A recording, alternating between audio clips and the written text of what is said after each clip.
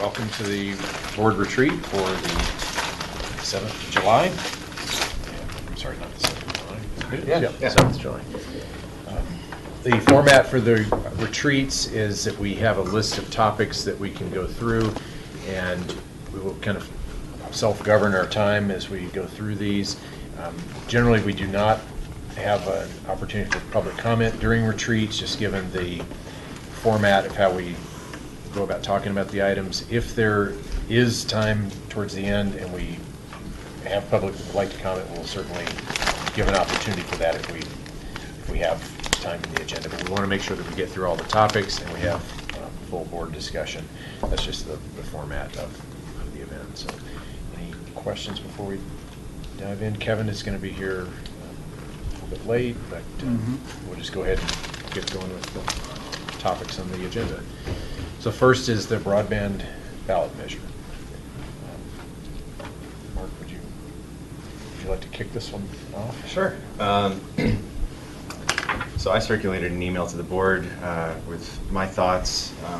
After thinking about it a little further and looking at the materials that are included in our packet, originally my inclination was to suggest that we go to the voters in November 2017 with a question of a 0.25% sales tax increase. I think in light of the materials that we have in our board packet related to the expiration of the sales tax, so I wanted a little clarification on that, and then also the expiration of the SMD Superior Metro District 1, 2, and 3, 5.2 and 5.1 mill levies, which expire at the end of 2018. I just wanted some clarification first from Matt as to what exactly those things are paying for. So I believe the Superior Metro District 2 and 3 is for the infrastructure related to Rock Creek Ranch. Yep, it's the 20-year bonds that are expiring. Yep, pay off the debt. Okay. So we've got for Superior Metro District 2 a 5.2 mill levy expiring at the end of December of 2018, and then Superior Metro District 3 a 5.1 mill levy expiring in December of 2018. And then what is the SMID? That's the improvement district? That is the McCaslin Interchange District, McCaslin. and it's to pay for any improvements associated with the interchange. So that's expiring in December of 2022. So originally I was thinking I was not inclined to suggest a mill levy increase, and I had more appetite for going with a sales tax increase. Given that the mill levies are expiring at the end of 2018, so the net effect of that, if we went forward with a 4 mill increase, it would still be a net savings after the expiration of the 2018 Metro District 2 and 3 mill levies. So we'd still be 1.1 to 1.2 mills ahead of where we are. And then similarly, if we went forward with the sales tax increase of 0.25 when the McCaslin Interchange District expires, it's only a 0.09% increase instead of a 0.25% increase when we're looking at just the net effect of what the taxes would actually result and feel like for the public, right? Now the District 2 and 3 mill levies is just in those areas of town, which is mainly anything in Rock Creek. Right, so it's 95% of the population. Yeah. In this area. But Doesn't include other homeowners in original town and Ridge and Marketplace. would feel Right. the impact. Yeah. So I mean, I'm still sensitive to that. I'm still probably leaning towards if we're going to put this on a question, I'd like everybody's thoughts about the idea of going forward with 2 questions or an alternative rather than putting forward 1. I think it probably, from just the appearance of what the ask is going to look like, I think it probably makes more sense to go forward with 1 and have a united position as to what we want. But I think that given the expiration of that mill, that I think changes the calculus as to what the actual feeling would be going forward and asking the voters. I am sensitive, though, to the people who aren't paying those 5.1 and 5.2, that all of a sudden now they're going to be asked to pay for it, which is why I was originally reluctant to go forward with the property tax increase at all. So, Can I just Yeah. add one more thing? In addition to all of the things you just mentioned, the debt for the Superior Marketplace project is, we think, going to expire at the end of 2021. With all things being equal, no businesses closing in that center, we expect to have 1 to 2 million additional revenue flowing to the general fund. Every year. Yeah. and when does that expire? We're thinking the end of 2021. Okay.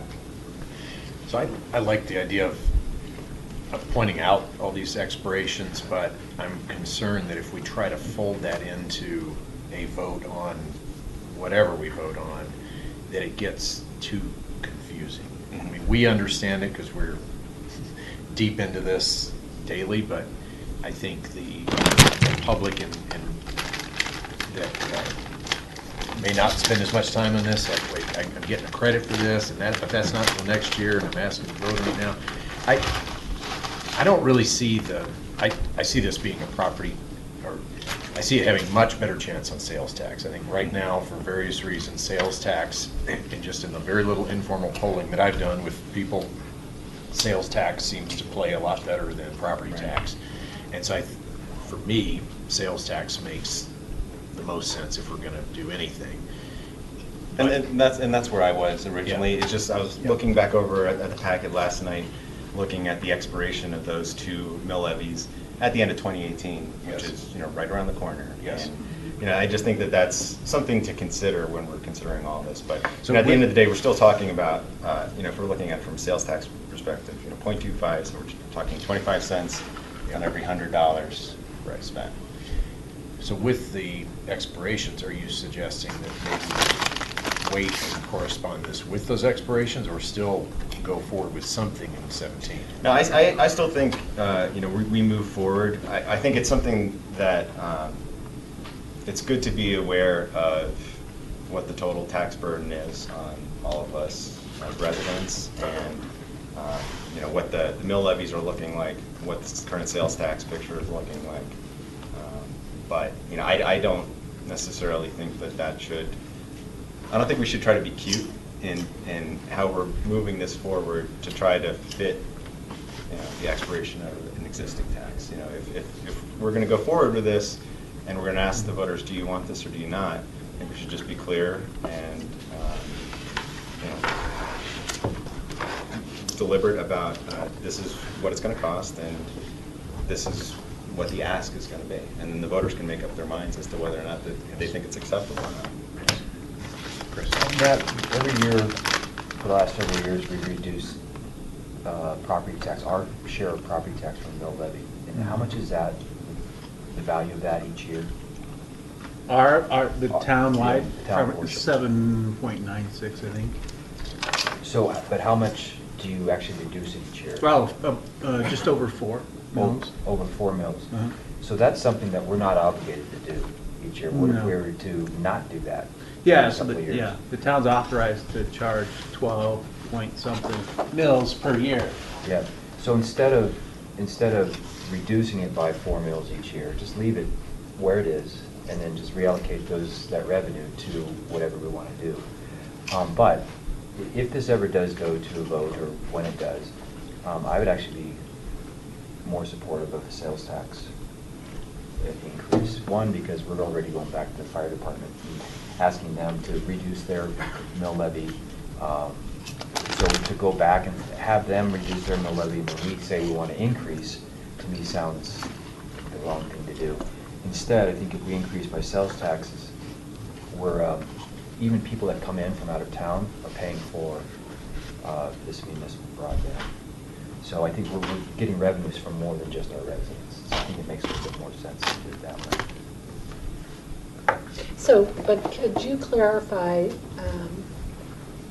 the town's reduction over time? You can't keep going down by a raw 4 mills if you're only at 9. No, so what Chris is referencing is the voters authorized the town to assess a 12-plus mill levy per year on property.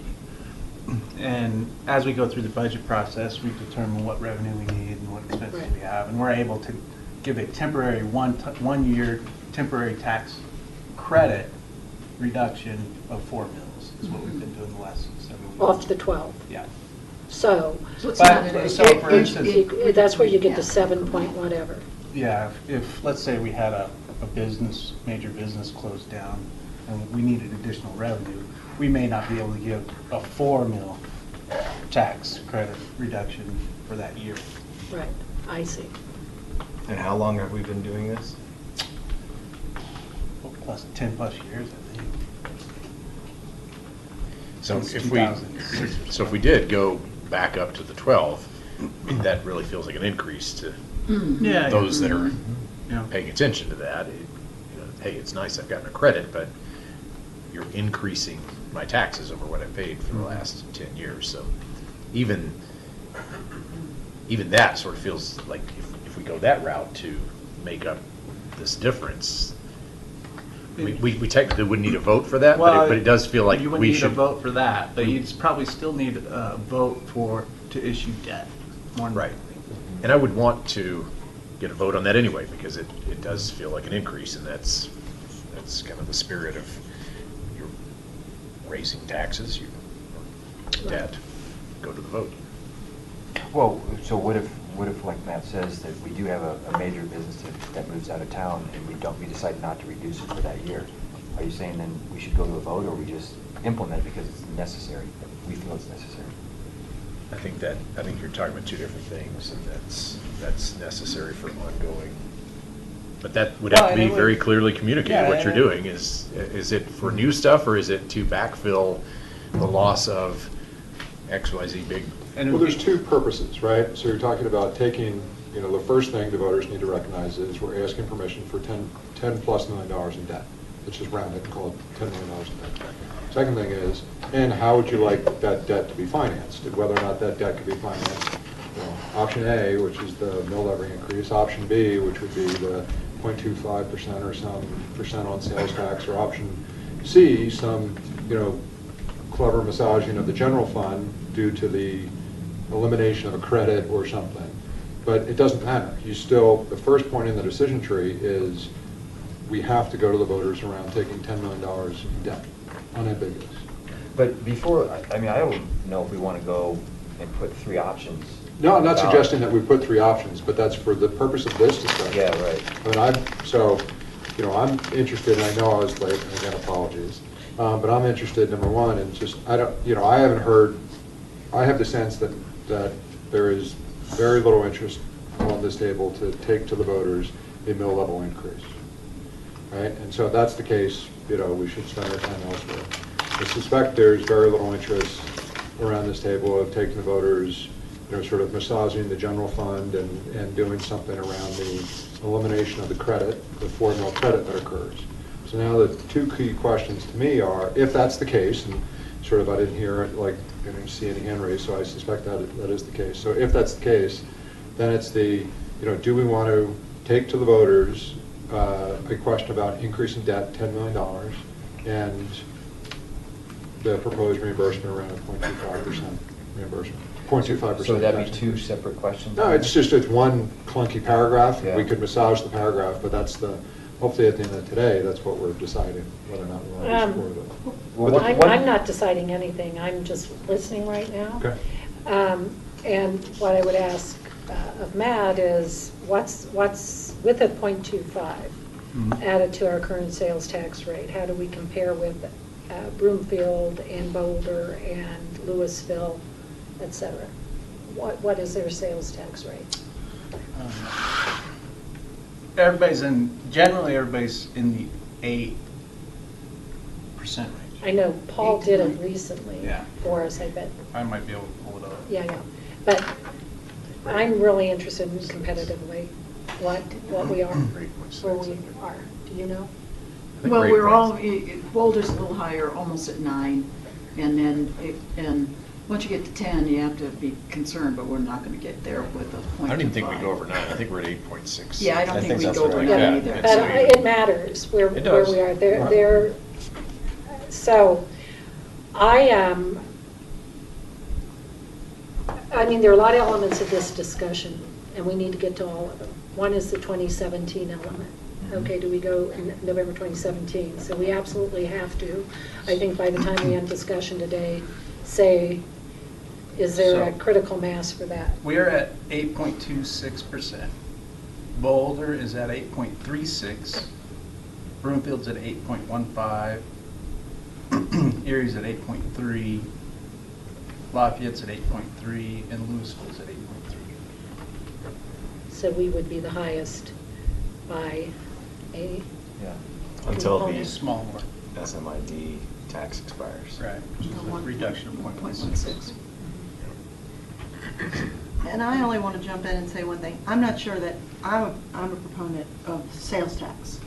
My feeling is, if this is something we're doing for the citizens of Superior should pay it through mills. And so I don't agree that the right thing to do is to pass this expense on to people who come and shop in our community, who may not be here, who probably won't use our broadband.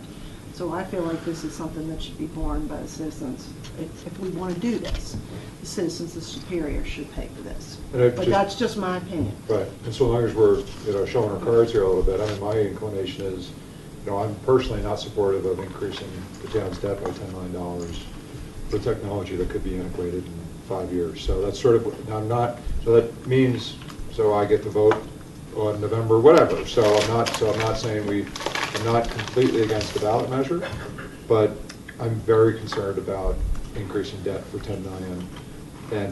But if we were increasing that debt for 10 million, now here's where I get concerned, because I could, as a resident, I could not only vote against it, but I could also vote by not subscribing, in which case I wouldn't have to pay the $50 or $60. And I could further vote by not shopping in Superior, by not paying the 0.25 sales tax. If it becomes a mill, then it feels like, what is this? I don't like any of this, and I'm paying for something that a third of the town is using. So that, to me, is sort of the very slippery slope that we're faced with. Matt, what else, our portion of the sales tax, that revenue that comes into town, what else, what are we using that money for currently? Well, it funds the majority of our operations, and it helps to fund debt for District 1, which is water, sewer, and storm. Okay, so. And our portion is 3.45% of that. So just address Sandy Hamley's concerns. I mean, we're asking people to come in and spend their money in our retail locations to help pay for our utilities and some of our other stuff that we're using. And most cities in Colorado, that's how they operate. It's how it operates, yeah. So to me, it's good. I mean, we will have people coming in to the sports stable and to other community spaces that will have high speed, and they'll be using it some way or another. So people will be coming in from outside of town and using this. I just had a question to follow up on something you said, Kevin. You said something about within 5 years this technology may be antiquated. I'm curious where that's coming from, particularly given that Longmont just did a network like this. Louisville's obviously considering it. Boulder's considering it. Erie's considering it. I mean, numerous jurisdictions are considering it. And that's a big statement to say that all of these municipalities that are considering it are considering something that's going to be. I didn't say going to be, I said may. And so, yes, but do I believe that? But where is that coming from? It's just doing random research. Google has exited the Google Fiber, for the most part. They're now committed around the what some people call the microwave technology. So the technology is ripe for disruption, whether or not it's through a mobile phone or some other enhancement. I don't work in telecommunications. I did more research on this week than I thought I would, because it's an interesting topic. I feel like I learned a lot. I don't know if it's going to be disrupted through alternative technologies, but it certainly could be. And if we're taking a $10 million note on a technology that could be disrupted, and suddenly there is, the speed through your phone is advanced enough that it meets the requirements of, you know, where broadband is today and 4K pictures, and if it meets that, suddenly people are saying, wait a minute, why would I pay $50 a month for my phone and then also pay $50 a month for the superior broadband? And we don't get this becomes a real problem if we don't get the 1,000 or 2,000 subscribers, because now you're not getting any revenue or significantly reduced.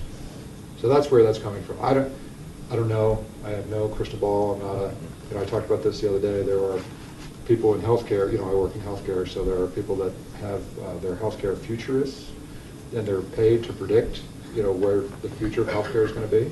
I'm sure there are people in telecommunications and broadband connectivity that are futurists, and that's what I've been trying to find. And I don't see anybody. I didn't research anybody. I didn't hear about anybody saying, "Great, fiber is the future." There's a lot of talk about disruption with microwave and further advancements on the cell. So that's where that comment's coming from.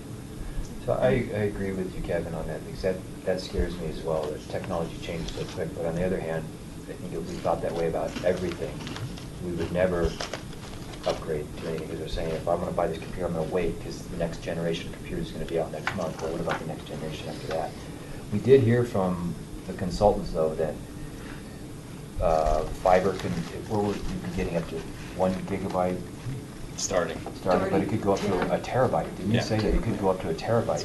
Basically limitless. So having that kind of capacity in the future, to me, is appealing. Then, as I understood, it's just a matter of changing the electronics out that's going to manage that. So I'm not as concerned, but I do get your point, because technology does change. I'm not familiar with microwave, and I mean, if Google's doing it, it's got to be something serious. But I'm not as concerned about that. I do like the idea of having fiber up town. So I share some of those concerns. I mean, 10 years ago, I was remodeling some rental houses, and the electrician at the time said, you need to put fiber into every bedroom, because that was kind of the pre-wireless router days, or that was just starting. And so I spent a small fortune in running fiber throughout these houses, and now it's just sitting there in the walls because it's never used. But I think the key is that technology does change, but that pipeline coming in, I think, is the most important. And that's what's, right now the cable is what's coming into those houses and then being split off into fiber. But I think if the fiber is coming in, that's, to me, what is going to be the enduring piece of this. So I'm hesitant, but I'm also recognize that we've got a long way to go before we can replicate what happened to that house citywide. Part of this is also, though, so in doing research, I was looking at what other countries, how they're positioned, right? And the U.S., compared to all other developed nations, we have the slowest broadband speeds on average, and we pay the most amount for them. Most countries, you got Korea, South Korea, you got Germany, you got the UK, you got France. They have 4, 5, 6 different broadband offerings where there's a market and people are able to actually go out and choose their telecom provider. And obviously that drives down prices. It's reliable services. Here people are at the mercy of one provider, and if you want to get high-speed internet access, you are generally going, and this is what our consultant reported to us, you're going Comcast. It's the only game in town. And they've successfully lobbied it, the telecom industry successfully lobbied the Senate back in the mid-2000s to institute that opt-out that we had to opt out of this past November. So they're perpetuating their monopolies, and those bills are in place in numerous states, and Colorado is just one of them. So Couldn't we seek out, though, other providers besides Comcast? We don't have to have Comcast. We can go to other providers. yeah, but the problem is that they don't have lines running in town, so they would need to go out and actually invest in Right.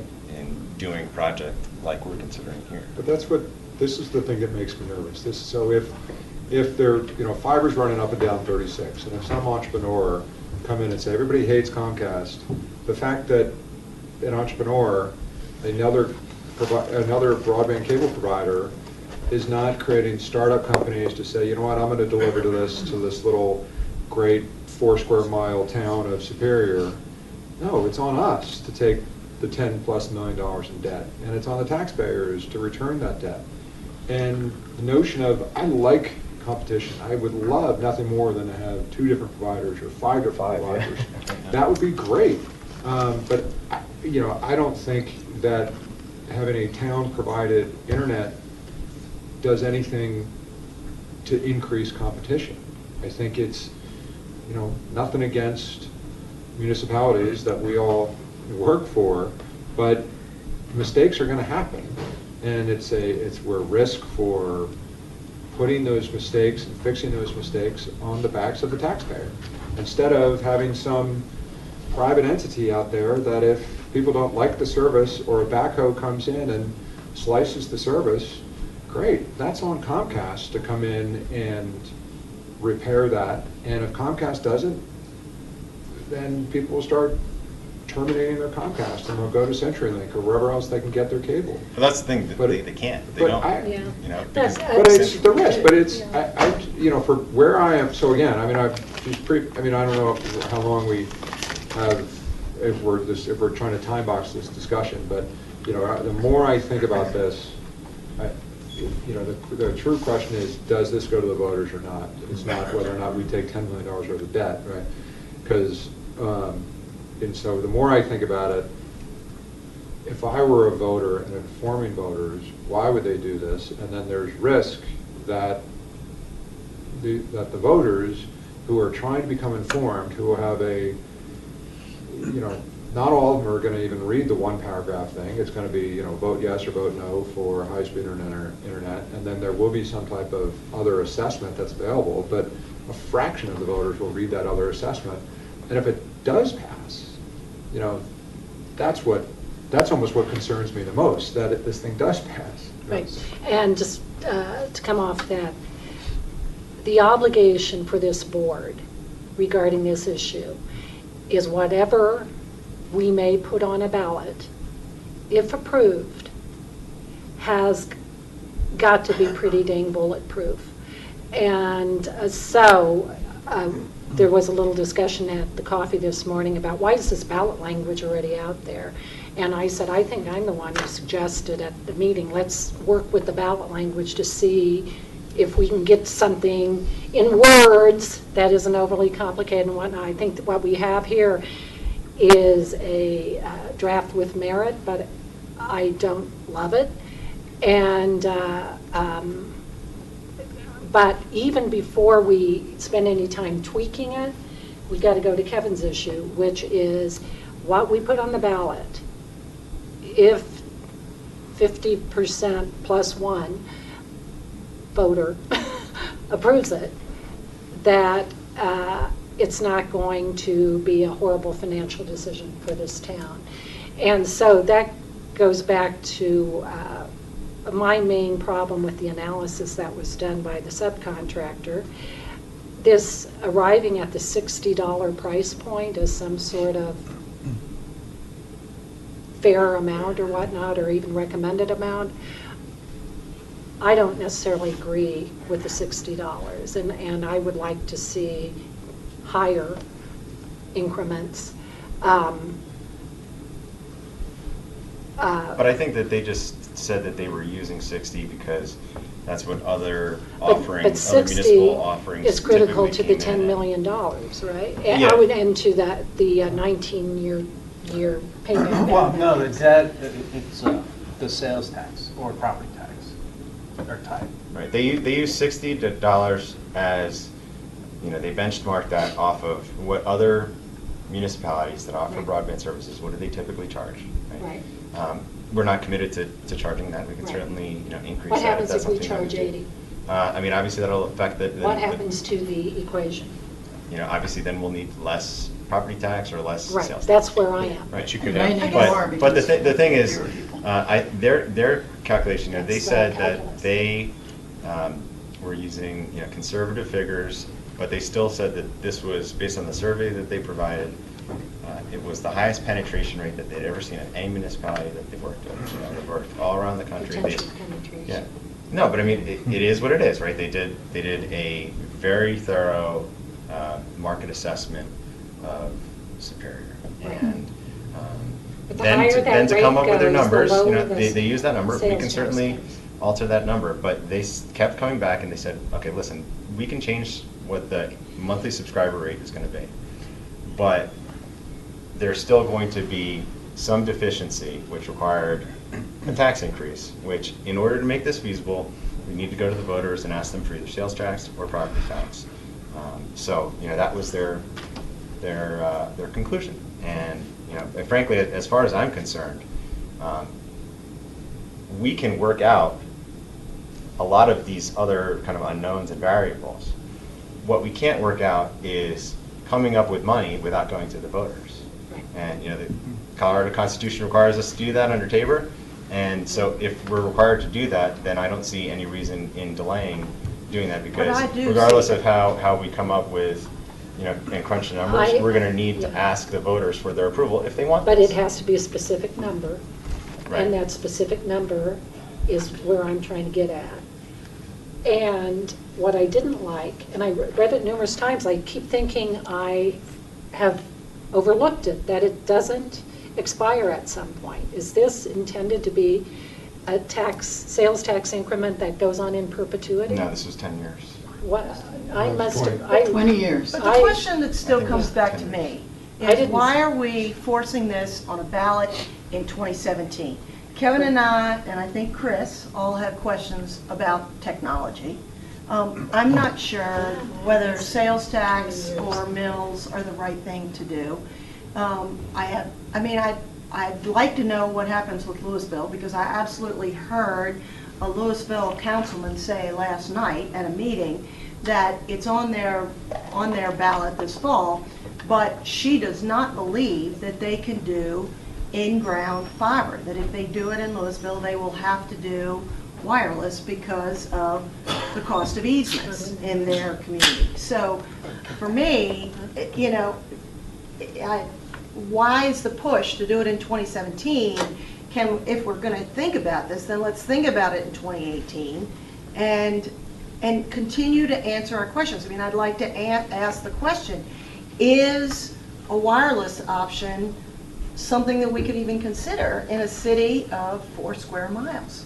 We're not the big, and particularly when after the last meeting, Kevin was talking about it, so I went out and started doing some reading. And, one of the things that's important when you do wireless is you have to have your houses pretty close together. Well, our residents we're not spread over any more than 4 square miles. And when you figure 25% of our residents live in multifamily communities, and we will have extremely high density over at the Superior Town Center, wireless might be an option for us. And we haven't even looked at it.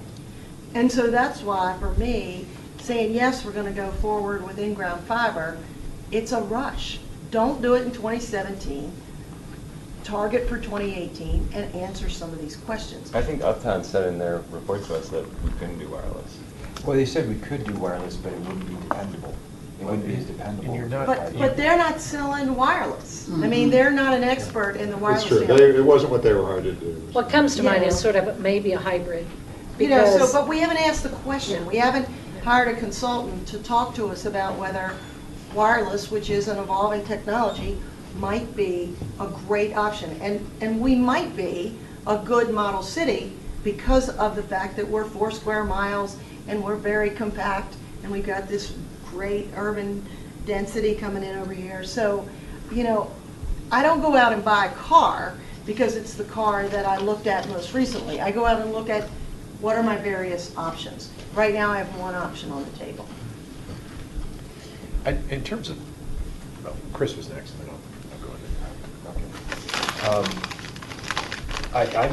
I'm not heard about the microwave technology that Google's using. I would like to hear some of those options on the table. The question that we're supposed to be talking about today, it seems like broadband ballot measure, and it's come to the top of it. We've been pushing this for 2017 ballot initiative, and I think we're 3.5 months away. And we definitely, from my perspective, we definitely need to push this out to 2018. Because I think there's too many unanswered questions. To do a hybrid, is that possible? And can you do that? I have no idea. To have Louisville involved with this, we have not really talked to them about that. So to make any plans around having Louisville involved, I think it's premature. So I think there's too many things, and being only 3.5 months away from a November election, that we definitely have to be talking about at the earliest 2018. Kathy? One other piece I would like to put into that is, we have other things that people in our community have talked about for a very, very long time. You happen to know that indoor recreation, because I've been on ProStack for years, is a hot topic for me. I don't know that that's a higher priority or less of a priority than broadband, but I would want to hear from our citizens, if we're going to start putting taxes in place, would they prefer that it be a 0.25% sales tax for something else? I mean, I feel very uncomfortable saying this is at the top. When you look at the number of emails that we've all received in the last 2 weeks, broadband hasn't been the topic. It's been something else. 88th Street. 88th Street is a massive question.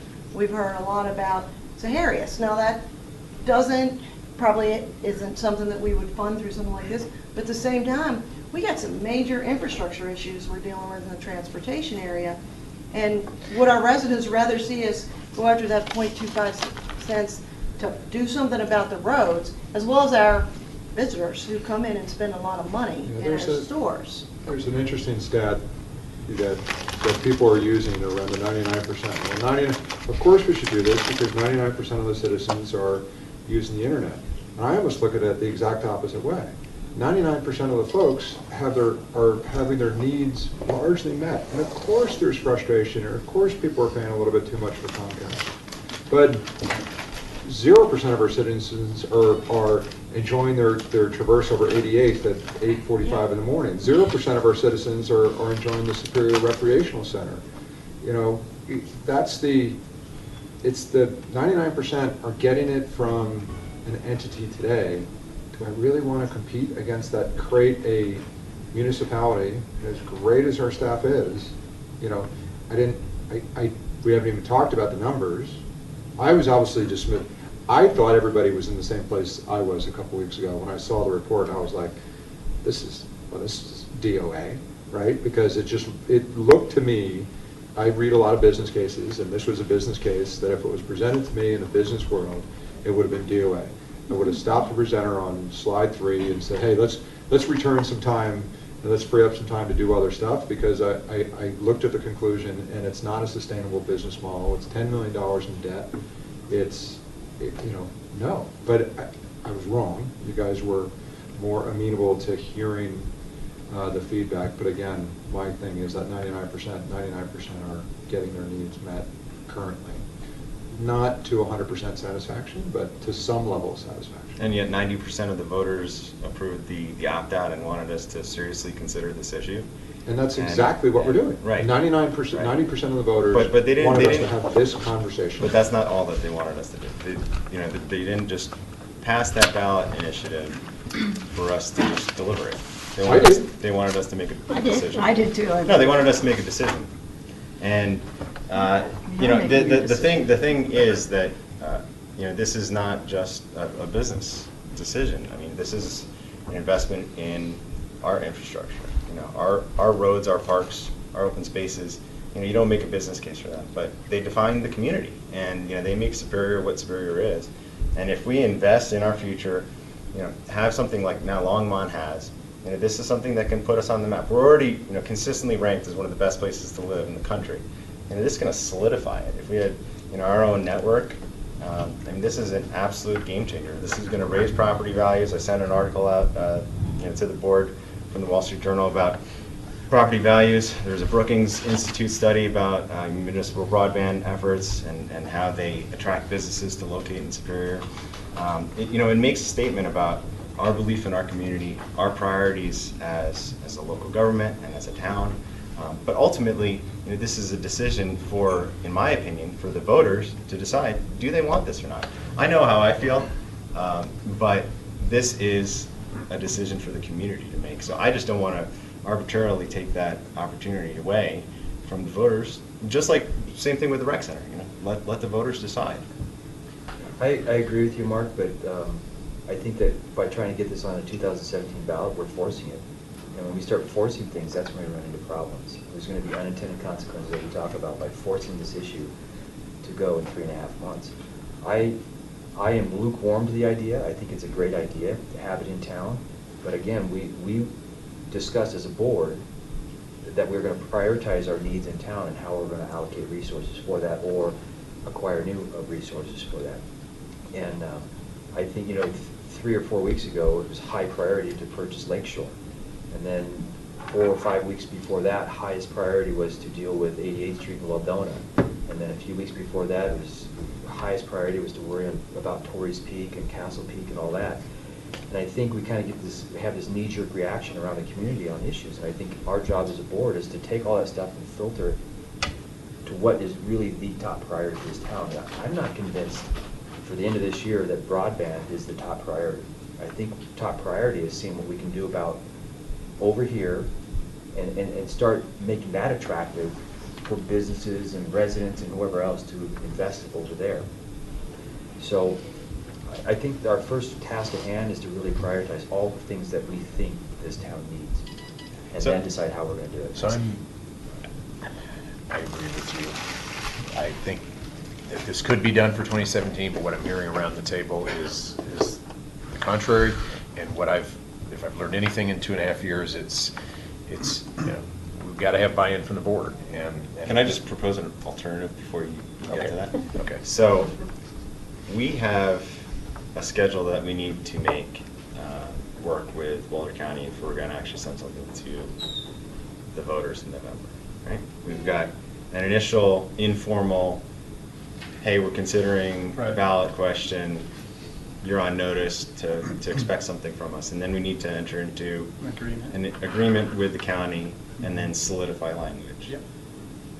As I understand it, we've got about 2 months before that happens. Yeah, the language has to be finalized in September. So what I would propose is, I certainly, I'm not trying to force anybody's hand here, and I want everybody comfortable about this because I think if we're going to go to the voters on any question, I think it's certainly more effective if we're going, as united as we can be on a particular question. So what I'd propose is, why don't we give the tentative, green light to the county? Let's be aware of what our drop dead deadline is. So if we need to actually, back out of it, we can back out of it with, no harm, no foul. But we're not artificially precluding ourselves because I think we certainly can do the work that needs to be done to answer the questions by the deadline in September. We have the capability to answer those questions. I disagree. And I think we're selling ourselves short. Well, we would be creating an expectation there. We've taken it from here to here. If we go to Boulder County and say, here's what we want to do, we might back out of it later, but here's what we want to do. Suddenly the residents say, you already went to Boulder County, you've got to do this now. Now I say, again, there's issues with it. There's the unintended consequences that we'd have to deal with, and that's not the right way to do things. Take our time. I do think, though, I do think it's worth considering that because I would like to have the decision, one way or the other, at a regular board meeting and not at a retreat. And we get ourselves in this bind, we've gotten ourselves in this bind before where we feel like we're making a decision at the retreat to go one way or the other. I agree. And I don't want to do that. So I think at a minimum, we should put this on a future agenda, not Monday because it's too late, but August. Put this on the August agenda. And if we got to do something between now and August to protect a position, then I think we should do that. But then have this discussion in August. It's a notice thing. The public can weigh in. We can get emails. We can get public comment, and we make a decision at a meeting. But what you're, what you're proposing is actually to make a decision in this meeting to bring, this is a humdinger of an idea. It's fantastic. It's a very good idea, and we should continue to pursue it. But it does feel like we are, the idea is off and running, we're barely holding on here. I do not think, I think it's perfectly appropriate in this retreat it's not making a decision that we are not making a ballot measure in 2017. It's just not prioritizing the 2017 ballot measure. And if I that think the is, attorney wants to say something. and if that is in fact a decision, it's Well, just. you can provide direction. I mean, wait until. Could I just provide a little bit of clarification on the scope of the September deadline? So that's for finalizing the ballot language. That doesn't mean we aren't already obligated by the IGA. There could be penalties. So the IGA has to be signed prior to that date, Right. is my point. So there could be penalties for canceling, withdrawing prior to September. Just want to make sure that's clear. So we're committed to the county before the end of September. Once we sign the agreement. Correct. And the agreement has to be signed in August. Yeah. So we could hypothetically give the informal notification to go ahead, have this scheduled for, because I agree with the mayor that I think the public should have the opportunity to weigh in, have it noticed in an official meeting in August, and then if we decide at that point in time this is not going to be on the ballot in 2017, then we haven't committed ourselves. That may or may not occur before the deadline to sign the IGA. But there's other ways to find out if the public wants to do this. What Louisville did when they did their $25 million initiative for the extension of the rec center is they hire a firm that reaches out and they test the waters to see if it's going to fail. And I think that they came up with a 60%, they figured 60% of the population would approve that $25 million bond issue. But And Chris, that even takes a lot more work than we've done. So what I'm not- saying is we if we're going to wouldn't do even know what this, to go we got to out get to. that out, like Yeah. study out there, because I want to know the expectation if this is going to fail or not. Because if we decide, maybe in 6 months, this entire board is in lockstep that says, we've got to do this. Right. We don't want to put an initiative out there that fails, and then we've got to come back around another year and try and redo it again. I think we got to take our time and really do this smartly to make sure that it passes the first time. And I'm not convinced that right now is the time to do it. For example, I did have Matt read the ballot language, and again, this is just rough draft. It did not have expiration date in it. These are the type of mistakes that are made when you do something fast, and they're Yes. real world. The 1.5 mils for library services back in 2010, oh, by the way, it failed to have expiration language or a cap on it, not to exceed 250,000 or whatnot. And now with high property property assessments, et cetera, we sort of got unlimited exposure to Louisville that we are worrying about. So the way in which we go about these things is really important. And I see where you're going, but I think that that creates an expectation. So I'm not getting much of an appetite for going even to a meeting with this. I think the difficulty we have is that we don't know what it is we'd be taking to the meeting. What we have now is we've proposed a $60 cost from the town for something that costs $100. 110. Well, 110 is what they're charging. Oh, Doesn't necessarily mean it town. costs that. Comcast is charging 110. I don't know why we would even consider looking at a set of analyses, that look, without saying, what would it cost a resident to buy the town's broadband at cost, not at subsidized rate? Because I'm not sure we have a requirement to subsidize certain people for their internet service here in the town. 99% have it. So, and it isn't and the people that want to have higher speeds and better customer service relationship generally can afford, it appears, to pay for that $110 Comcast 1 gigabyte. So I would sit here and say I'd have a hard time saying to a single parent in a $400,000 home in Superior that you have to pay $4 million, so the person next door or down the block from you that lives in a $650,000 or $850,000 house can get their high-speed internet subsidized. by your mill levies, or even sales tax if you have to go buy diapers at Target.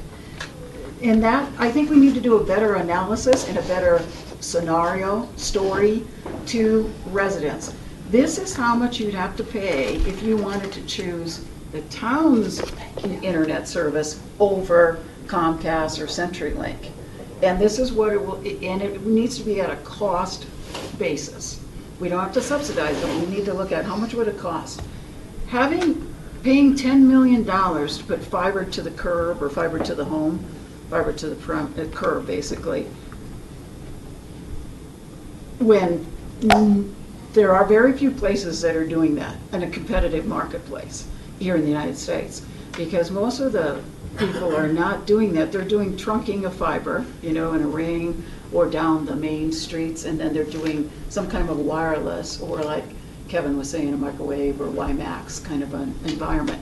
We're very small, we could do something like that, and I think we need to look at a scenario like that, of what would it be if we put fiber down the main streets of Superior and connected to that in a wireless way. We haven't looked at that. Now, we've only looked at fiber to the curb or fiber to the premise, in front of everybody's house. And I think we won't be able to get that done. Do those analyses about how much would it cost if you had to pay the cost, and if you're willing to do that. Not subsidizing, but actually paying for it. Because based on the presentation that we got from Uptown, if we only have 25 to 40% of the residents taking it, that means the other 60% are subsidizing those 40. And I'm not sure that's a very palatable way to present this. And the other thing is, in my world, and this was a long time ago, and I think it's still there, when I worked for the telephone company, we wouldn't even consider a location unless we knew we were going to get a 50% uptake when they ran the fiber past the businesses or the residential. And then that brings up another good point. We don't have businesses here. That's where we can actually make up some of the cost and not have a 19-year payback. 19-year payback is too long. We don't have them yet. Hmm? We don't have them yet. Where are we going to put them? Well, right over there. What are we going to have? 5 restaurants and a couple of dentist offices or something? And It a whole lot of won't be office buildings that we A hope will lot? get built. They could 3? run fiber. Okay, right we're at 2 o'clock. We've now spent an hour on this, minus time to get sandwiches. So I'm not seeing an appetite for 2017 ballot. I'm not seeing an appetite for putting this on an agenda. So we're just going to have to move on. And, Well, but before. What we- are next steps? Yeah, go? exactly. I mean, Yeah. let's assume, if we're all hearing the same thing, that no in 2017, can we think about 2018? And then put together a timeline that gets us to that, so that we have time to discuss, to get experts in to tell us if microwave technology is the way to go, or truncating whatever fiber well, is a better way to go. that's a good question. I mean, And partnerships. Is We- there a we- desire to do that? And I think there is. Hybrids. I think there is a desire. I don't think we've got to figure out that timeline right here at this table. That's No, I'm probably just not. saying, let's But- let's build a timeline to Okay, get us to so 2018. is there a commitment to explore this further? And I'm hearing yes. Yes. And, Yes. and options and hybrids and things like that. And But I think there's can I another propose? piece that I would like in there, which is, I would like to have a better sense from our citizens. Is this where they want us spending the, if we're going to go out and we're going to have a tax increase, whatever it is, I'd like to have a better sense of where do they want us to spend their money. And if we just put broadband on the ballot, then they're voting it up or down. But maybe if we say, my idea is, well, what if we had a civic improvements mill? And with that, we said, we have a variety of things we're looking at. So that, for me, says, I want to know more about how they want us to spend the money. If you just put broadband on, we did not weigh the other things that they also want. And so I have a real problem with just putting broadband on and not listening to the other concerns, particularly when we have a very vocal group who are concerned about the issue of transportation in this community. So we haven't had a quarterly community engagement meeting in a while, and I think that this would be a perfect topic to talk to the public. Like, listen, we're continuing to look at this based on the ballot initiative passed in 2016. This is what we know so far. These are the questions that we still have. We know that there's some other things that the community is lacking, including a rec center, things like that. You tell us. Yeah, What are your could we priorities? say that we're considering a tax increase, and these are the, come in and tell us where you would like us We to totally spend money? can. I don't want to go have a public meeting where someone goes out to the people that are pro broadband and says, get down there and voice your concerns, and makes it You're right. unrealistically lean one way. I don't want to do that. I want it to naturally happen where we get residents here, a broad universe of Superior residents that give us their feedback. Because, I mean, we've been in the meetings where it's been stacked with one side, and it does us no good at all. Sandy, that's an intriguing idea, because Boulder did this, was it just the 2014 election? I don't know, when Boulder had a non-designated civic something tax on the agenda, or it was a repurposing of something for this something. So I'm glad you brought that up, because it gets my brain thinking a whole different way. I think it has a lot of merit to think about that a little more deeply. So, but could we have next steps presented by staff to us at the next board meeting? On Monday? No, next. August. August board 14th. meeting. Well, Because, I would say one of the meetings in August. right, I have to okay. look at the. Right, here's the problem is, as we saw with the rec center, rec amenities and whatnot, you lose momentum, and then things go by the wayside, et cetera, et cetera. So very quickly, we need to hear what the next steps are, and I totally agree with you. I would like to know the full gamut of possibilities here, including hybrids, because what comes to mind when Sandy says 25% multifamily, then town center being dense, is could those be served one way, possibly, with Wi-Fi type of situation, and the rest is hardwired down the streets? We haven't looked at that, and that could make a big difference cost-wise. Sure. So in terms of these next steps in this community engagement idea, I think that is good. The first and only one we had was when we were talking about home rule, and I kind of took the lead on getting that set up and getting the format, working with Kirsten. And I think rather than just us throwing this on staff and saying, figure it out, I think if we want to do these community engagement meetings, I really think that should be driven by one of us, and other than me, because I've been the first one, and I don't want to just take that over. So I think let's discuss that amongst ourselves and figure out who would like to take that on, work with Kirsten, if you're good with that, and figure that out and have that kind of dovetail into the, the next steps. Because I think there's kind of the technical next steps, but then there's the public next steps, and I think the public next steps really needs to be on us. I mean, that's kind of our job, is to engage with residents and figure that piece out. So, okay, we've discussed that thoroughly, so let's move on to Weldona. I'll go Dive first. into that. Okay. So, at the last retreat, we all spoke about our kind of shared priorities as a board, kind of pairing those town board goals to something a little more manageable. Transportation was one of the consensus shared goals, which I really appreciate. We've had really productive transportation safety committee meetings, and I'm really excited about the direction that we're going. We also spoke about the idea, and I think that there was buy-in from the board about being nimble and implementing pilot programs to test creative solutions to ongoing problems in a timely manner. Because I think one of the frustrations with transportation issues is that they tend to be ongoing issues that really affect the quality of life of our residents, and if we're not responsive to them, I don't feel like we're really doing our job. So I think Weldona is an opportunity and calls for a pilot program. So we had a little difference of opinion as to, I know Kevin and Chris and I had differences of opinion as to, what we thought that the pilot program or the solution for Weldona, what that would actually look like. And I won't put words in your mouth, so you can just tell me if I'm speaking out of line. But I believe that you were suggesting speed bumps, mounds, whatever we were calling them. I think that speed bumps, could reduce speeds potentially on Weldona. I'm not sure that they're going to reduce the cut-through traffic problem. So my main priority is ensuring the safety of our residents, making sure that kids can ride their bikes in the street and they're not at a danger in doing so. I think speed bumps are expensive and they're permanent. And instead, what I'd recommend is doing a temporary closure for 3 to 6 months, encompassing part of the school year at Weldona and 88.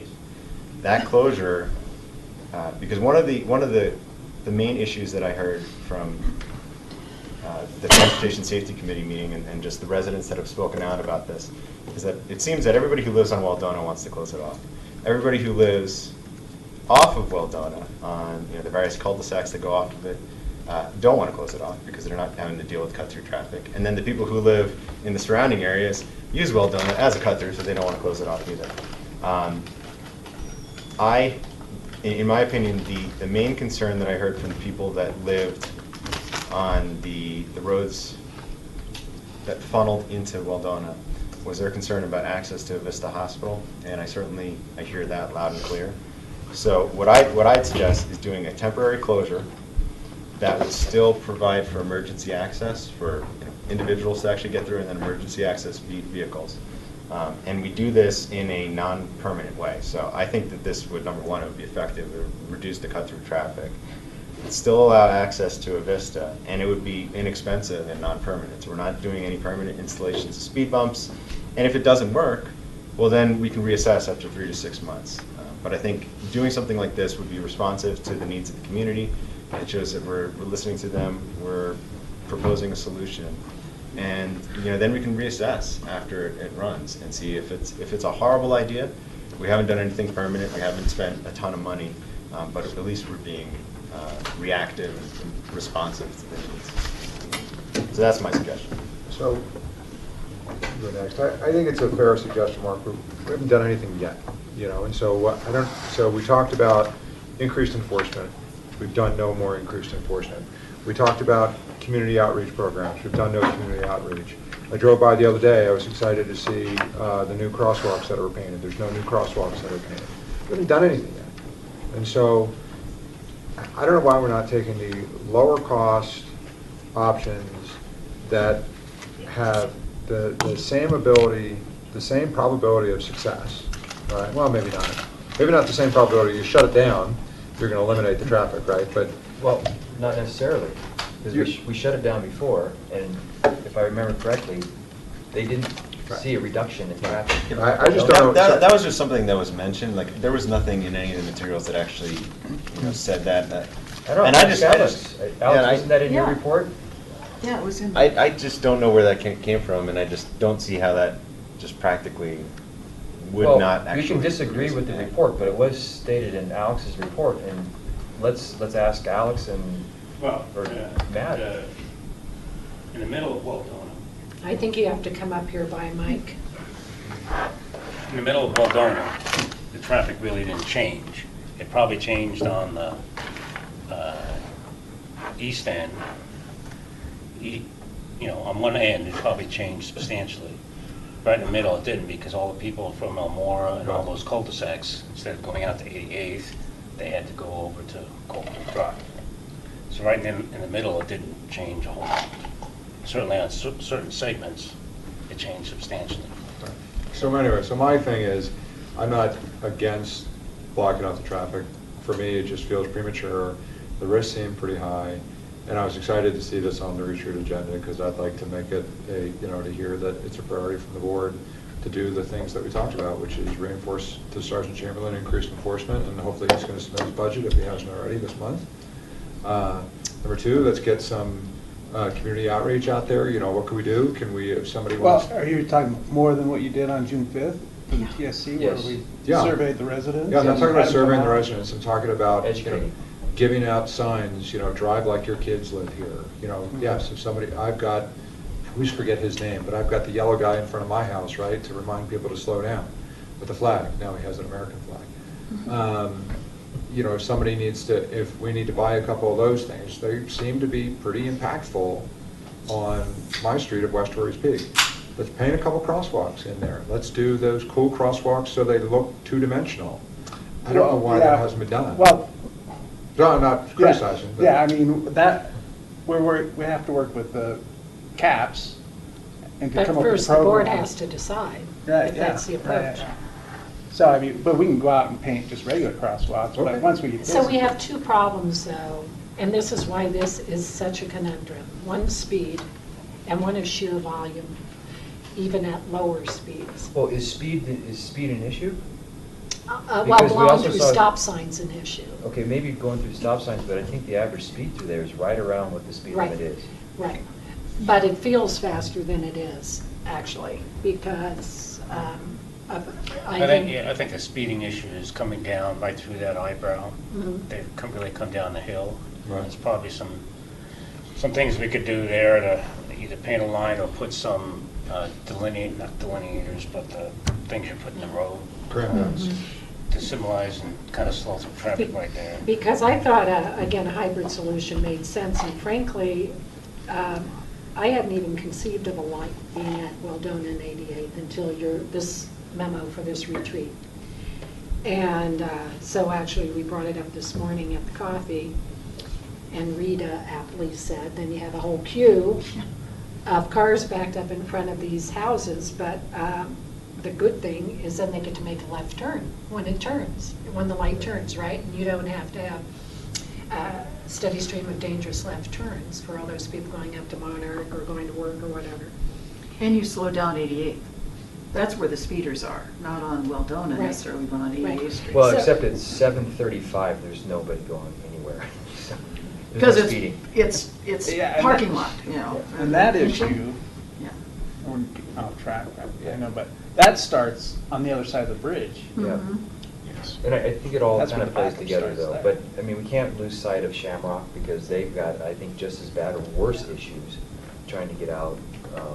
So, I'm sorry, Sam, go ahead and finish your thought. Well, it's actually exactly what you're saying is, let's not forget the many factors that contribute to the problem. So Marx attacks the steady stream of cut-throughers, right? Because it would influence that one, whereas other solutions cut down speeds, which is what the bumps do, and may distract some people who don't want the bottom of their car to get all hacked up and all that kind of stuff. But it's such a difficult thing because who just summarized the thing about the people on Weldona feel one way, but the people in the rest of the neighborhood Right. feel the other way. I think it's such a conundrum. And that's why you're on the Traffic and Safety Committee. that's why I was on the we other bring it Traffic to and Safety all of you. Committee, and this, it was just one of those you just pulled your hair out on.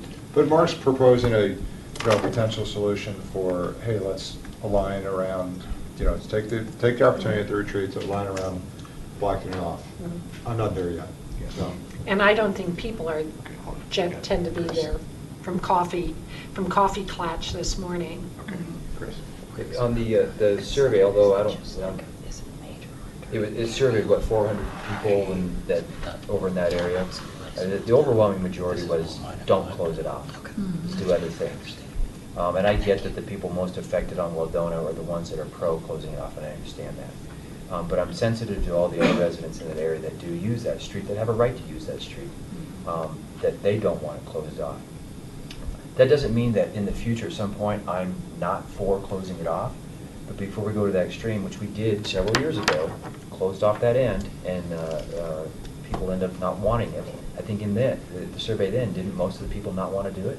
Well, we didn't close off that end. But, so, I mean, we still closed it off in an effort to stop cut-through traffic. So, I agree with Kevin. I think that there's, we call it the low-hanging fruit, those things that we can easily do, that if we do end up closing it off, what's the problem with having speed, what do we call them? Mounds. Speed humps? Speed mounds, not humps, but mounds. But we still have speed mounds in there, we still have trimming back the trees in front of the signs, we still have enforcement of running stop signs. That all can work really well with having it blocked off, because you still want to slow the traffic down, whether they live in there or not, maybe they're going to speed.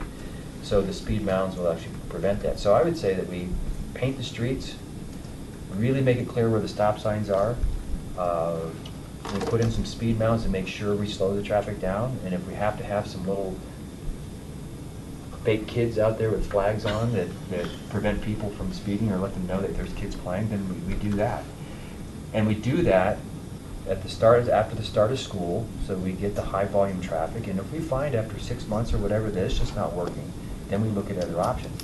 I don't really want to close it off. I mean, because then I think that sets a precedence also in other parts of the community that, well, if you close it off there, why don't you close off one entrance to Eaton Circle?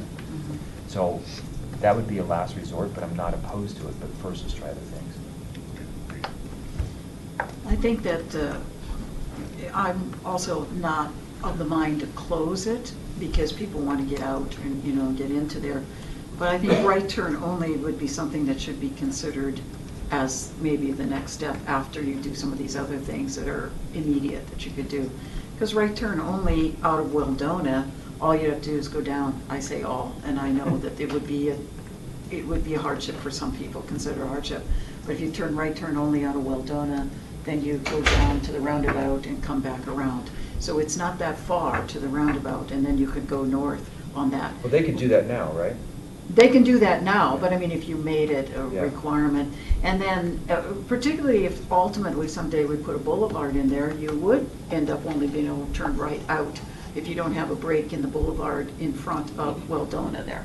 And then the other thing is, out of Shamrock, right turn only won't help them if they want to go to Flatiron Mall or to Safeway or something, because where do you make a U-turn That's through right. around? But if we end up ultimately having another roundabout in there between Weldona and Shamrock, then that would work for them too. They could do a right turn and they go around that roundabout and then they'd be on their way. So we have to look at the longer term solution, start with the simple things, but then look at what other things can we get to more quickly, like the roundabouts possibly, which allows you kind of to do a U-turn. You know, it's basically like a U-turn. And if they're going to be close there, it's not so bad. Or you could say, right turn only during hours of school, but that's hard to enforce. No one's going to be there to say, hey, you turned left during school hours. It's kind of like having a school zone traffic speed, Yeah. change. But I think that ultimately, right turn only might be the thing that, because what that will do too is keep people, I mean, if they come through down Coal Creek Drive and then come down Weldona and they have to do right turn only and then go around the cul-de-sac, they might as well go all the way down Coal Creek Drive, come to Rock Creek Parkway, and then go that way. So that kind of solves that problem of the cut through from the other side. They won't save anything if you do a right turn only off of Weldona. Quick question, I'm sorry. Alex, we heard in the meeting from the traffic engineer, the civil engineer from the developer, said that we may not be able to put a roundabout at Weldona and 88. But yet we still see in each of our documents, in fact the packet shows one of the options of having a roundabout there. In your opinion, is a roundabout at Weldona and 88 not doable? Because Well, it's just really close to some residents there.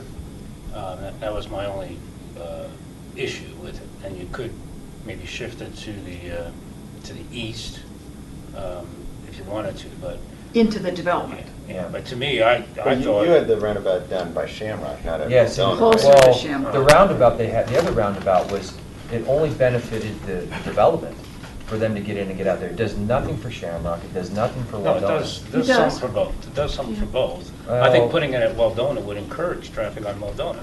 Now it's easier to make a left at the roundabout if you put it right at Weldona. So you're making it easier to turn left, whereas if you put it south of it, then there's more indirect travel to go Right. around the roundabout. Yeah, if you put it between Weldona and Shamrock, then they could do a right turn only out of.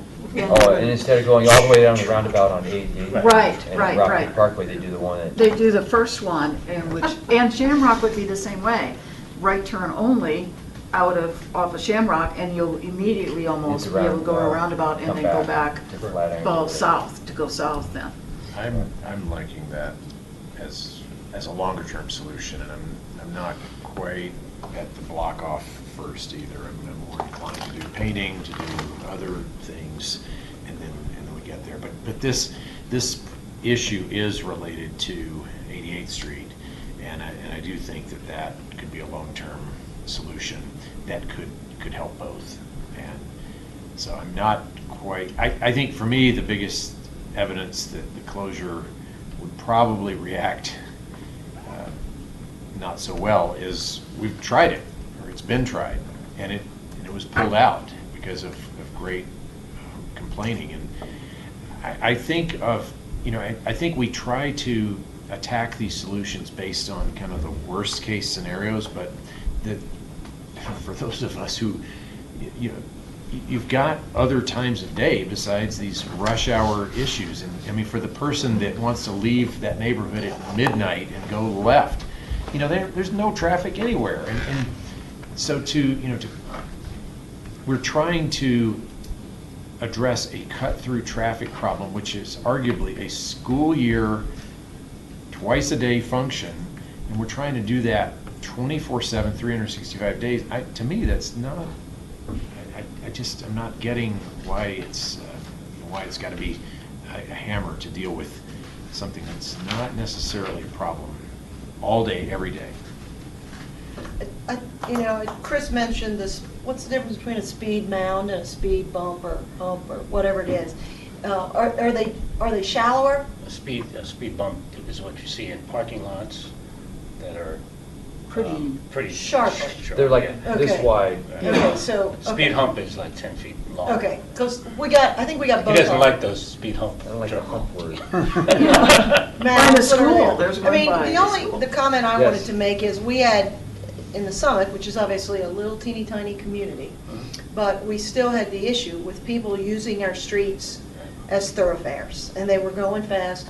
We actually had Alex come up and do some consulting for us, and as much as we thought speed humps, bumps, mounds, pimples, whatever you want to call them, we hated the idea because of what it would mean from snowplows. We've survived it, and the speed mounds have made a significant impact on slowing down traffic, and to be honest, I believe it has decreased cut-through traffic that used to come through the Summit at Rock Creek. And so I know we don't like the snow plow thing, but good grief, we get snow 6 times a year. To preclude a solution because of snow plows in an area that is really struggling, I think we should say, okay, well, that street will go nice and slow down with, because we take snow plows over that street. Our humps and bumps and mounds are surviving, and I do believe, and we are actually in the process of installing more at some of our entrances because we believe it will slow down people flying into the neighborhood. We heard So- from Alex that it was reduced traffic 20 to 50% by having. The humps Yeah.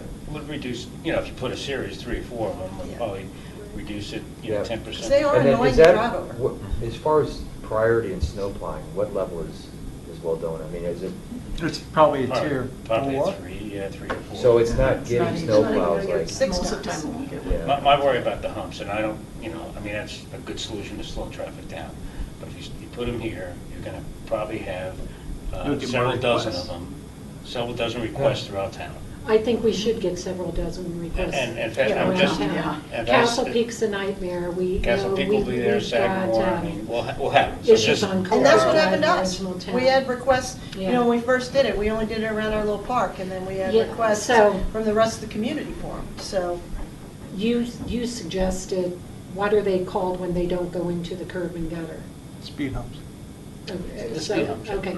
The And- raised crosswalks are more difficult because then you got to get them into the curb. Okay. If anybody wants to see how Road has redone itself with these bumps, go south on Arapahoe and Cherryvale, next to the Jewish Community Center. When the Jewish Community Center went in, it all got reconfigured. Yeah, it was about And 6 of I them. have to tell you, it's a pain in the butt to travel, but it has achieved the effect Yeah. that it sought to achieve. Just go do it this weekend, take your Okay, Rita. Drive a car you Friends. don't like, though. I would just like to summarize kind of what I was thinking. Intuitively, to me, it seems like if you put a roundabout between Wildona and Shamrock, this is all concept now, I'm not saying that we've approved any of this, but if you have a roundabout between Wildona and Shamrock, you put a boulevard down 88th, you have a stoplight at 88th, right before the bridge,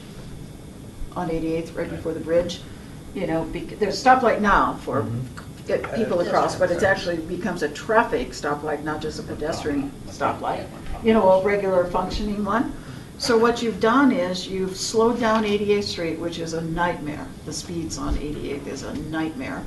And you also would have a right turn only, because you got a boulevard, remember, and you've got that roundabout. You have a right turn only out of Shamrock. You can immediately go around it to go south around that new roundabout.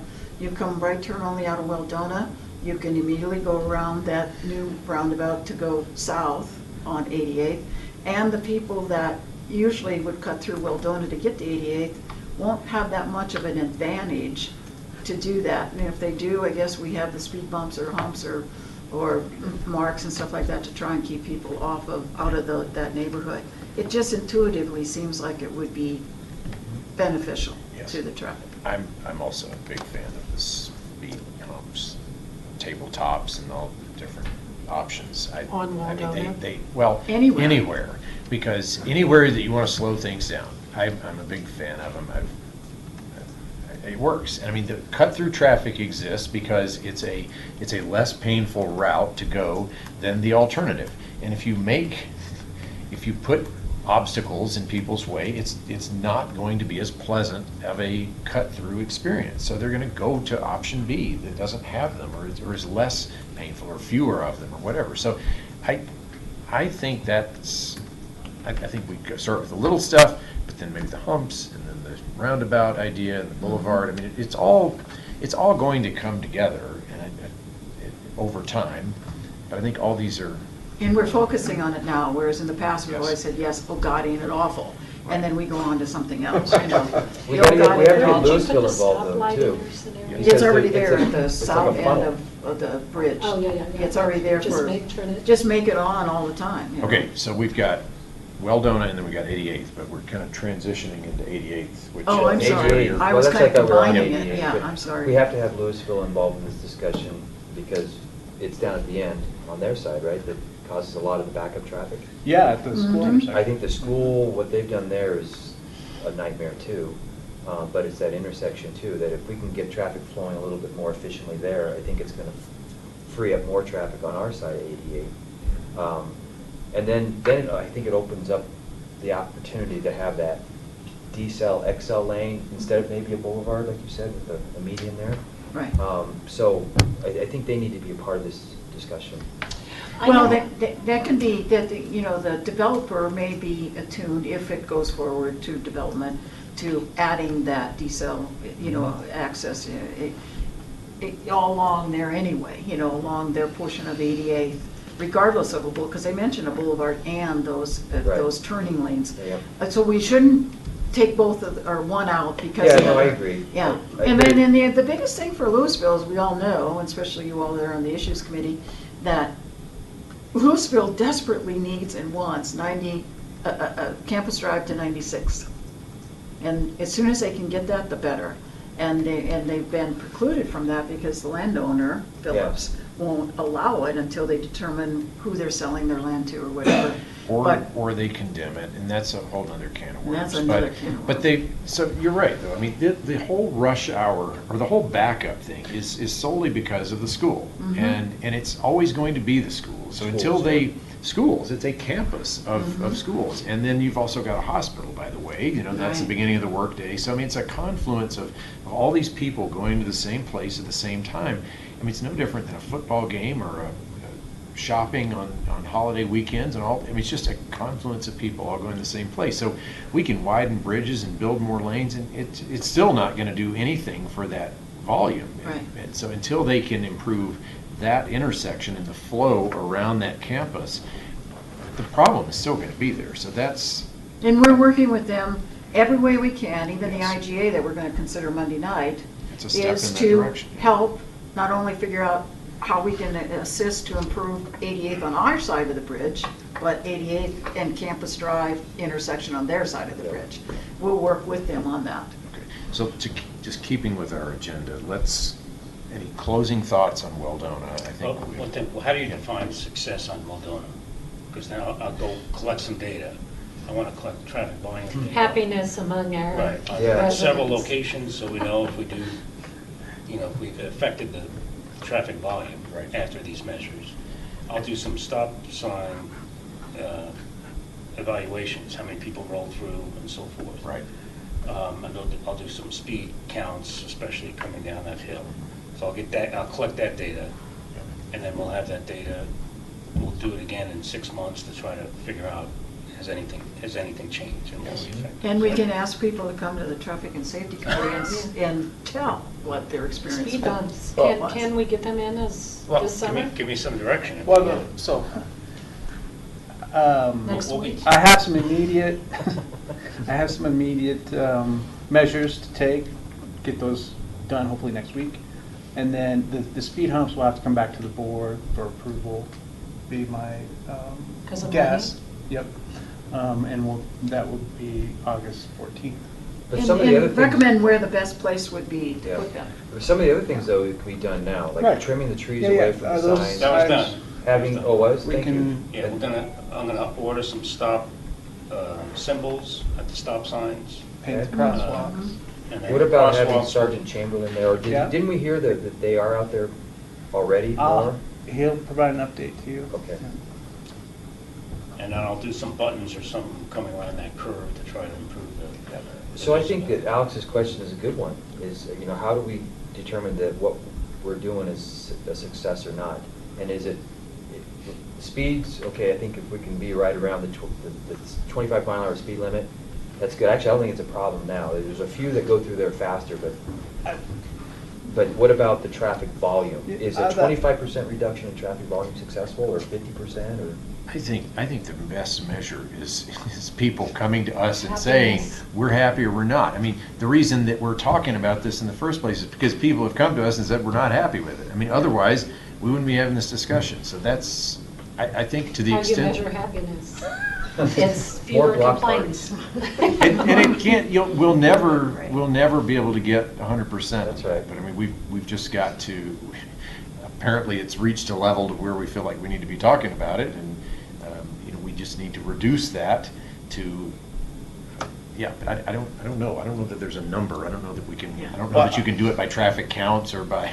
I think that's. I think by actually taking action, that's actually like a measure of success, that we're actually being responsive to people. And we're trying our best, and, we're not saying that this is all we're gonna do, and we're not saying that this is necessarily it, but we think that this is smart as a board, and let's keep the dialogue going with the community, and if it doesn't fix the problem, then we reassess.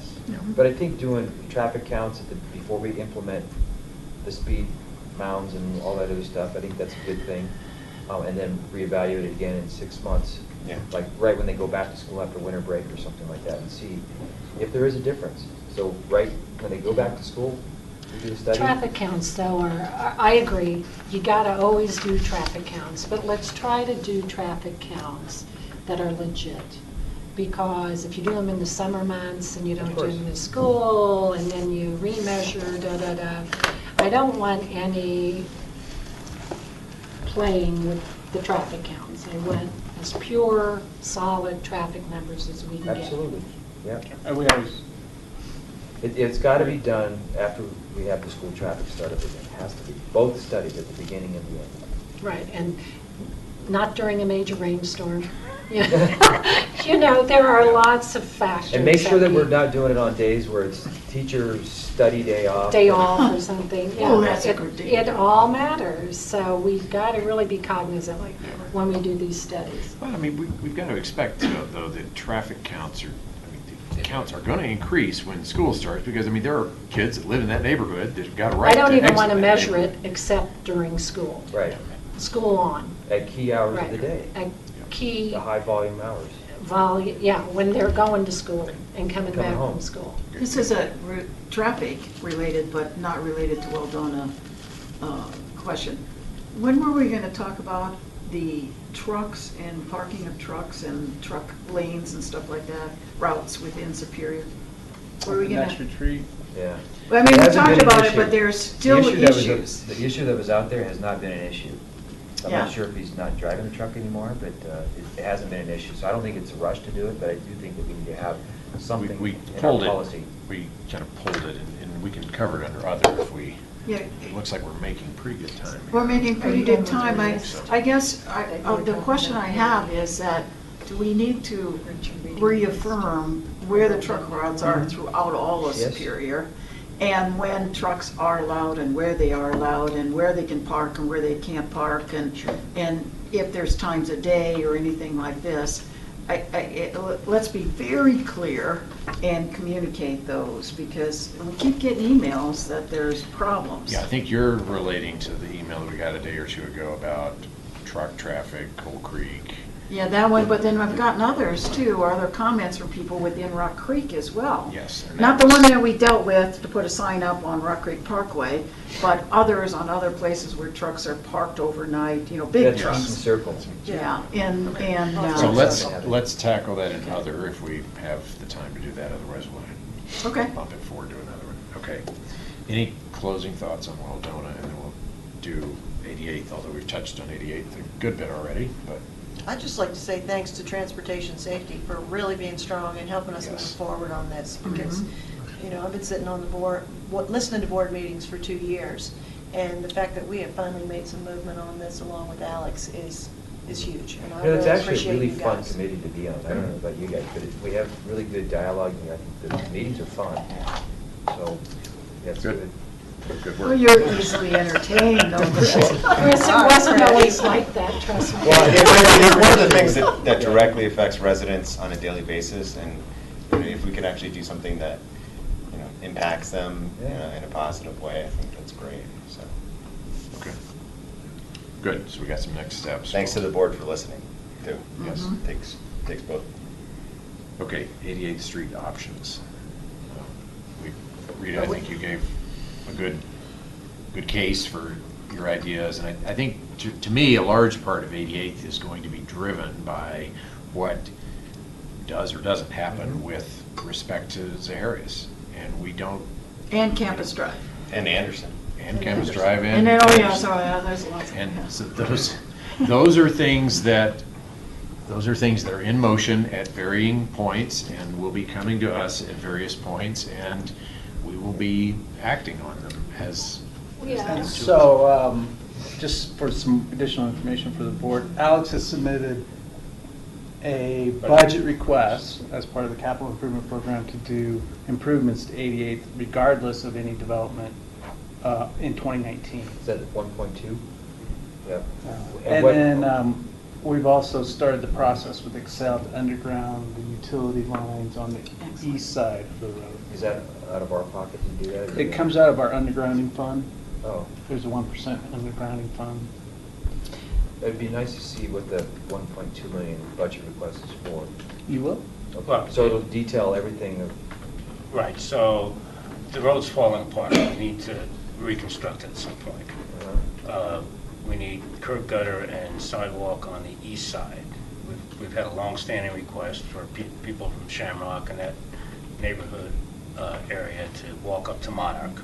Yeah. So we would add a curb and gutter and a trail on the east side, reconstruct the roadway, and then deal with the turn lane issue at Waldona and at Shamrock.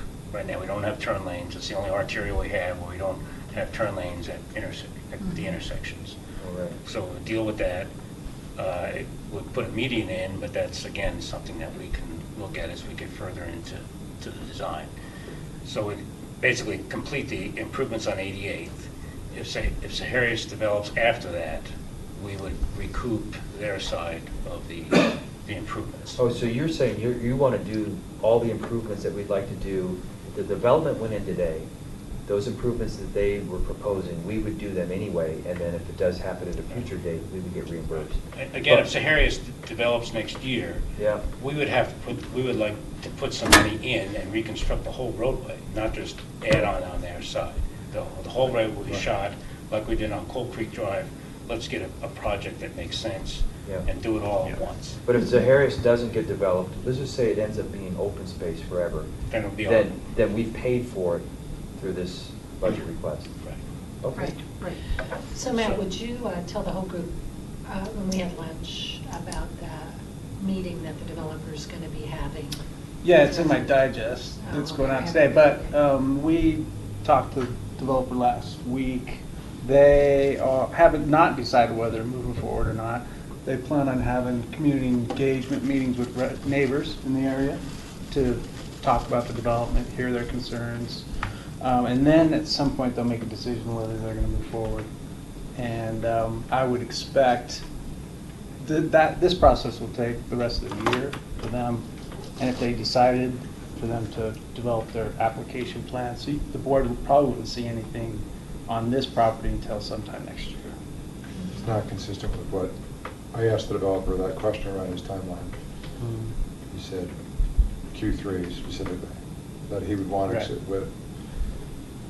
Yeah, Well, because and there's, yeah. at Concept Design, we asked, and they actually just asserted that we're going to have some sort of groupthink on, positive groupthink, on 88th, Weldona, and Zaharias as part of that developer-led, or developer Was it involved. including Waldona? That was just 88th and their development. No, I thought Weldona was part of that because of where that northernmost exit entrance Yeah, yeah. off the development comes from. So I interpret as, we're going to look at all those issues right there. And I don't know if this is a developer-led discussion, or in fact, we need to run some sort of parallel or influence that discussion to make sure more than just the development is considered. And we do consider 88 and implications of the development on 88th, and then, to me, you have to throw in that Weldona intersection because it's also tied. So, anyway, I think we can probably manage that all in one setup. I don't plan on being involved in their developer-led meetings at all. No. So how do My we- comment would be, we stay out of that. Let them do it, and then after they've had that, then based on the information they gather, then if we want to have additional discussions, we do that. But man, Yeah, I don't we- blame you, Matt. I would touch that one with a 10-foot pole. Well, I don't think we want to get into the business of trying to facilitate it one way or the other. And so I think let them do their thing. And We'll work with them once and if they submit an application. But prior to that, I don't know, I agree with that, but I almost feel like that conversation could be slanted one way. Right. And I think that the town isn't well represented in that conversation. Right. So, I don't know. Also, I have to tell you, residents sometimes don't quite know how much power they have in those discussions. For example, Ranch met with the Rogers property, and so then came to us with a couple of concept designs that we didn't like, right? And to Ranch's credit, they tried to include the residents' perspective, but what was lacking in that whole thing is the broader perspective, which is the whole, what's the impact of all this on the entire community? So I don't want to, that's why I put forth why I said the word parallel. If we can't get involved or choose not to get involved in a developer-led discussion with nearby residents, what's the process going to be like to deal with the convergence of possible development there, 88th Weldona, or possible non-development there? You know, so that's still hanging out there if we just let the developer process go the way it will. Yeah, I agree, because the bigger picture there is that if they decide to back out, then does Zaharias say, well, I'm going to build 320-foot commercial buildings there? And so I think that when these meetings are had with the public, that all this stuff needs to be considered, because I don't think that most of the residents are aware of that. And I certainly don't think that they want 3, however many story buildings there, or storage facility or anything like that, because it's within his right to build what he wants to from a commercial perspective. To a point, yeah. I kind of have a, Go ahead. I just don't know where the 120 feet came from, and there's no other place in all of Rock Creek. It's zoned regional activity center, and that's the height. I know, but I'm Max telling height. you, I've never, ever heard of that high of, even when we talked about 90 feet over here for a hotel, was the highest we ever considered or even looked at. And, you know, and that was stretching it, so the 120 doesn't seem legit to me. I mean, I know it's documented someplace, but it doesn't Even if it's seem 60, real. Yeah. 60-foot I hear what commercial you're saying. buildings. I He hear what wants you're that, saying. because it doesn't solve the issue of the ecosystem there. so. I do think, though, that because this is such a top-of-mind discussion right now, that if the developer went and sent, which they should, I highly recommend that they send letters of the public meeting to all of Settlebrook and all of the community along 88th, all between Coal Creek Drive and 88th. Everybody that lives in there should get an individual letter and say, I'm going to have this meeting, we're going to talk about this But potential. before you go development. further, I'm sorry, but since it does involve 88, to me, that should include all of Rock Creek, all of Rock Creek, because so many people use 88th Street every single day. Right, what I was going to add to that was say that the developer is not required Yeah. to do more than that, but they should at a minimum send individual letters out to those people, and then we, as a town, should make sure that everybody knows Right, yeah. there's going to be a developer meeting, you know, through our e-blast and stuff like that, so that the entire town can know about it. But there's no requirement that we send a notice. We probably could ask them to send a notice to everybody, but they're not required to. They're only within a certain number of feet of their development. Yeah. And so I think that there would be a lot of people that would come to that and give great input to the developer about that. And I think that should be a conversation that between the developer and those residents. We can listen to that and hear it, but I don't think that we should be the Well, ones that facilitate. Then we it. have to be prepared to have another conversation, because About, about the broad issues. Well, we should probably keep this to 88. We've Yeah. gotten Yeah. a little bit off of the road here, onto 88th, off of 88th and onto a different road, and this discussion really needs to happen Yeah. in a regular meeting. And Well, it's good to hear that you're planning for next year, Alex, to do some work there, to at least make some improvements. 20. year after, Year 19, 2019. yeah. the 2 year years. But after. I'm struggling with how that jives with the developer's plans that Yeah. he shared. So, but I know we can't get too far into that now, but it just, I don't want to redo something. Well, no, but Yeah. he's saying though, if it happens before that, because the development proceeds, then we put money in at that time to add to whatever the developer does. But they're putting in to a potential budget, a line item for 2019 where we do it all, Yeah, but If- what are we, yeah. what is Assuming no all? development. assuming no So development. if there is development, does that 1.2 number become smaller? Yes. Oh, So yeah. we get reimbursed, you're Yes. saying? Yes. Right. And how do you get, But the how do you question- commit a developer to that before they even You got do something it through going? the subdivision improvements agreement. Right. Well, here. Oh, because they'd have to, I got it, the yeah, same yeah. thing. So we go Kevin, through I'm on Oak gonna, Creek. I'm gonna put words in your mouth, because I'm confused too. The point is, if we go in early and do the whole thing, and just bill the developer for his portion, should the development proceed, what is the whole thing we would do ahead of time? Because I thought that what happens to the eastern lane against the development may change if there's a development. May be different if there's a future development going in versus if there is not a future development going in. Right. The only change if Harris goes in is that they would build a roundabout. But that's a huge change, and why would we do anything on 88 to do anything to it if potentially that has to be pulled Because it's, up and a roundabout I guess goes in? the question is, how long do we wait? Want to wait, going apart. that's How long 2 do we years wait? from now, see, Yeah. And it's that's bury the 2 poles. years. The poles look terrible. Yeah. So the developer agreed to bury the poles. So that's to me, that's the other Big deal. issue. Well, we're doing that anyway as part of our undergrounding, 1% that we get from So Excel. we're gonna know, I Or mean, with, along with Excel. this development that is on the table now is going to happen one way or the other before 2019. So this, Yes. Right. this 2019, Agreed. this 2019 is if current thing does not happen, then if current thing or some other thing does not happen between now and 2019, 2 years, then we can do it. By that point, there'll be gigantic potholes, and it'll be, it'll really be ready by that point, so.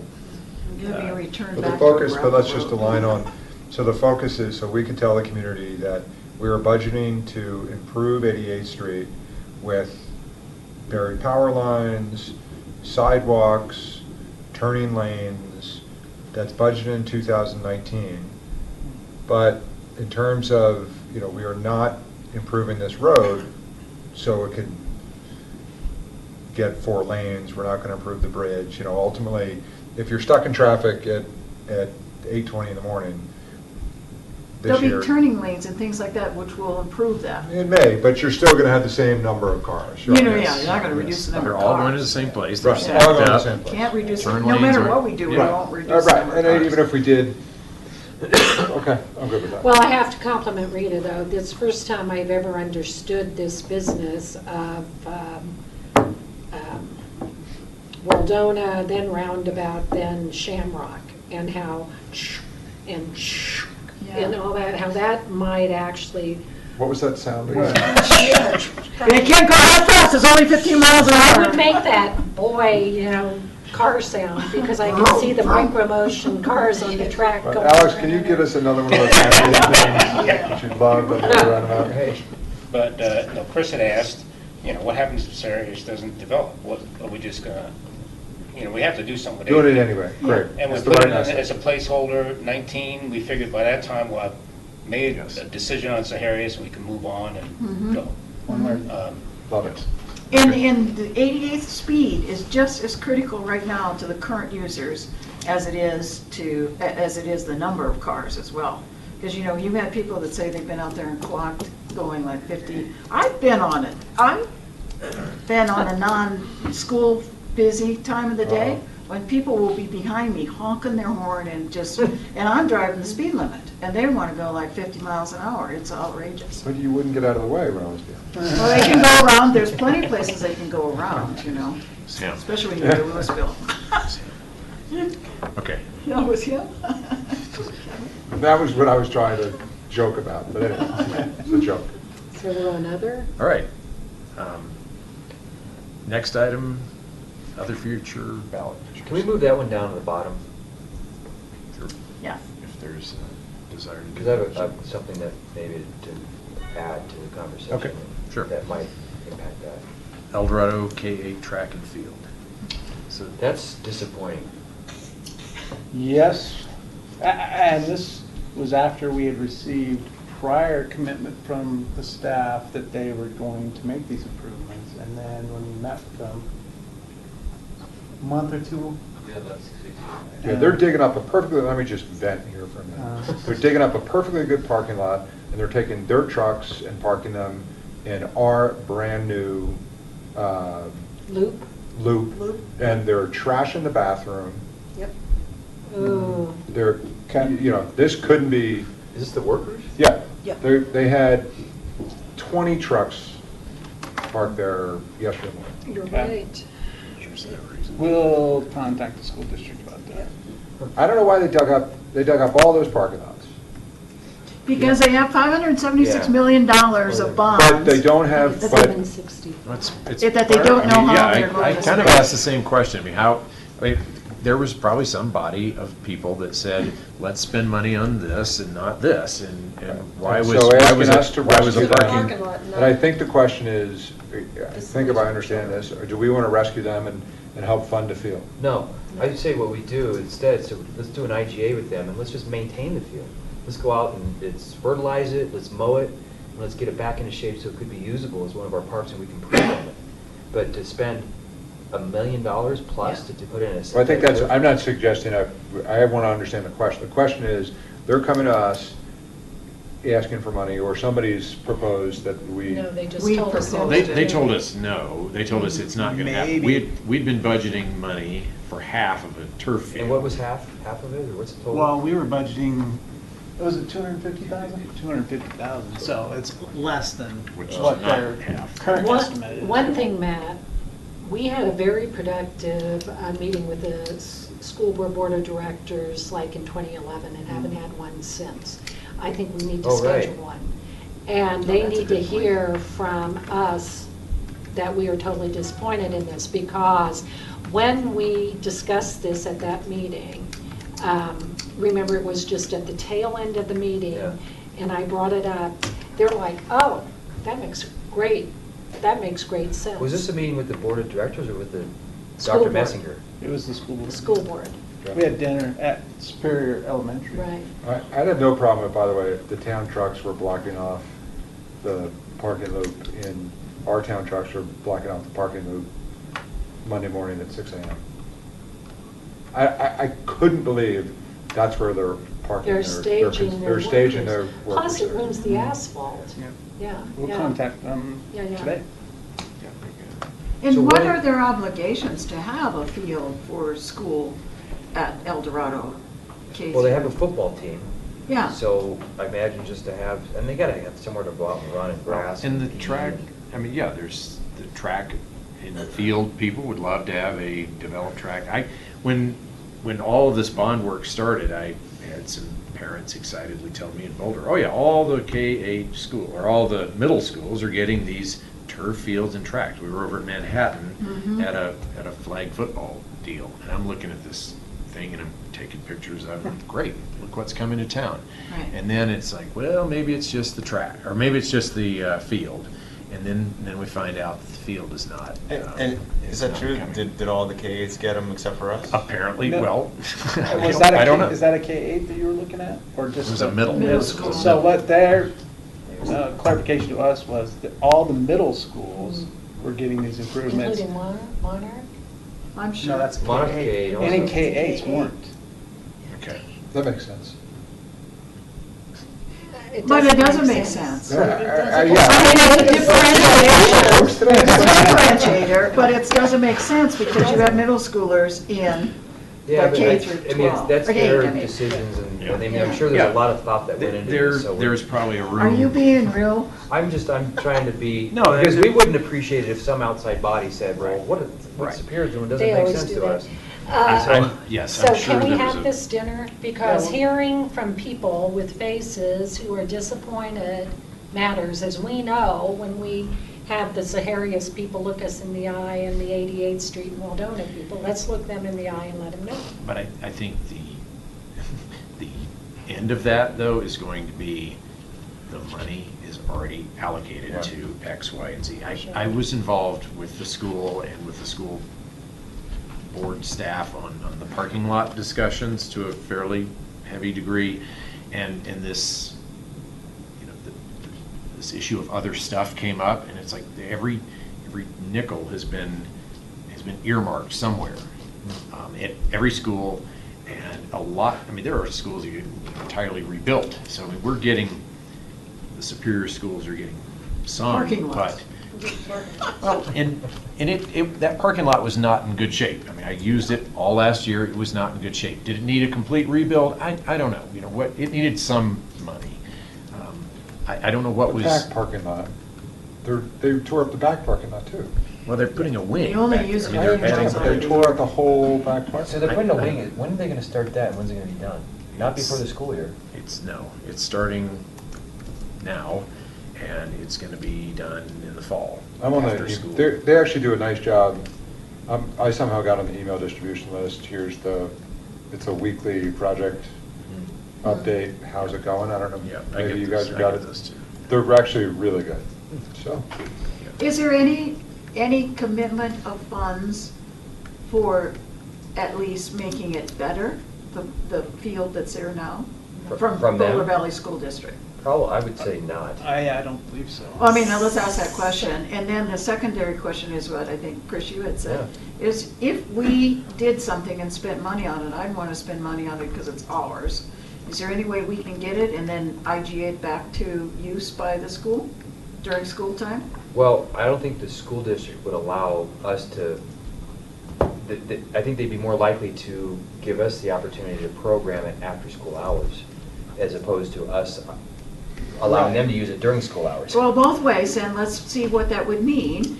But then they would, if we spend money on it, we have to have more access or Yeah. control of it. And the Wildflower Park was Boulder Valley School District land. It's not unknown for them to not use something and then give it back to the town or to a developer. And then what, Matt, you had said to me, and I'm not suggesting we use this money for this, but we are gonna get a $2 million payment from the developer in the town center because they're no longer, Boulder Valley School District is not using the land for the pre-K Correct. school. So we have $2 million of school funding coming from the developer that we could use for something. And then the question is, would that be a reasonable use of that school fund, payment? To do this? Yeah, to use I part of would- that I fund. think we're gonna need it for Parks One. I think that's a good question for Well, that too, ProStac but, to talk about. It is kind of a. I think ProStac should be actually talking about that, because I don't know if we want to go and spend $500,000 to put a synthetic turf field in at the moment. I would much rather find out what it would cost us to send Vargas up there on Monday afternoons after school gets out and mow that lawn and fertilize it and maintain it. I mean, that's got to be Well- pennies compared to putting a whole new synthetic field in. Well, yes, I think that's a question that needs to be answered, instead of answered here, but that is a But question then that I can be think answered. ProStac should have that discussion and say, is that a good use of funds? Because we had that discussion in ProStac at some point. Yeah. And that was one of the reasons to partner with the school district so that we would have another field that we could send some of our. Is that field irrigated? Yeah. It can be, I don't think know it if is they do irrigated. it, how much they There's some actually, check the water. school actually I have no idea. sprinkles it. Then the other point about that is when we talk about the school funds that are coming, the $2 million that'll come in place of putting land in for a school, then after doing the Parks Rec Trails tour behind the scenes that we did on last Friday, which was great. I mean, after standing out in the open space area that we as a town own along Cold Creek in original Town Superior, we desperately need to, in my opinion, develop that into a real park with real trail along Cold Creek. And so we need to get, and then that's another place where we could possibly use some of this money that's gonna come into our general fund. So when we talk about priorities for Yeah. parks and trails and things, there's a lot of work that OSAC and ProSAC, a lot of things that they can look at, not work. There's a lot of opportunities. But that Hake property back there, the original homestead, Yeah. which is now owned by the town, beautiful, beautiful area. That's got to be somewhat preserved, because that should be part of like the Freedom Trail they have in Boston, where you go along this trail and you see the original homestead. To me, I didn't know about that until we went out there last year. Yeah, we need to open that up somehow to some kind of use, limited use maybe, or like you said, historic Yeah. preservation use, but that was wonderful back there. And so there's a lot of, not just ballot issues, but just opportunities for using our open space funds and the funds that were coming into the general fund from various So we're different going to get $2 developments. million from Ranch Capital for that school parcel. It's an acre or Yeah, that's the whatever way it the is. agreement reads.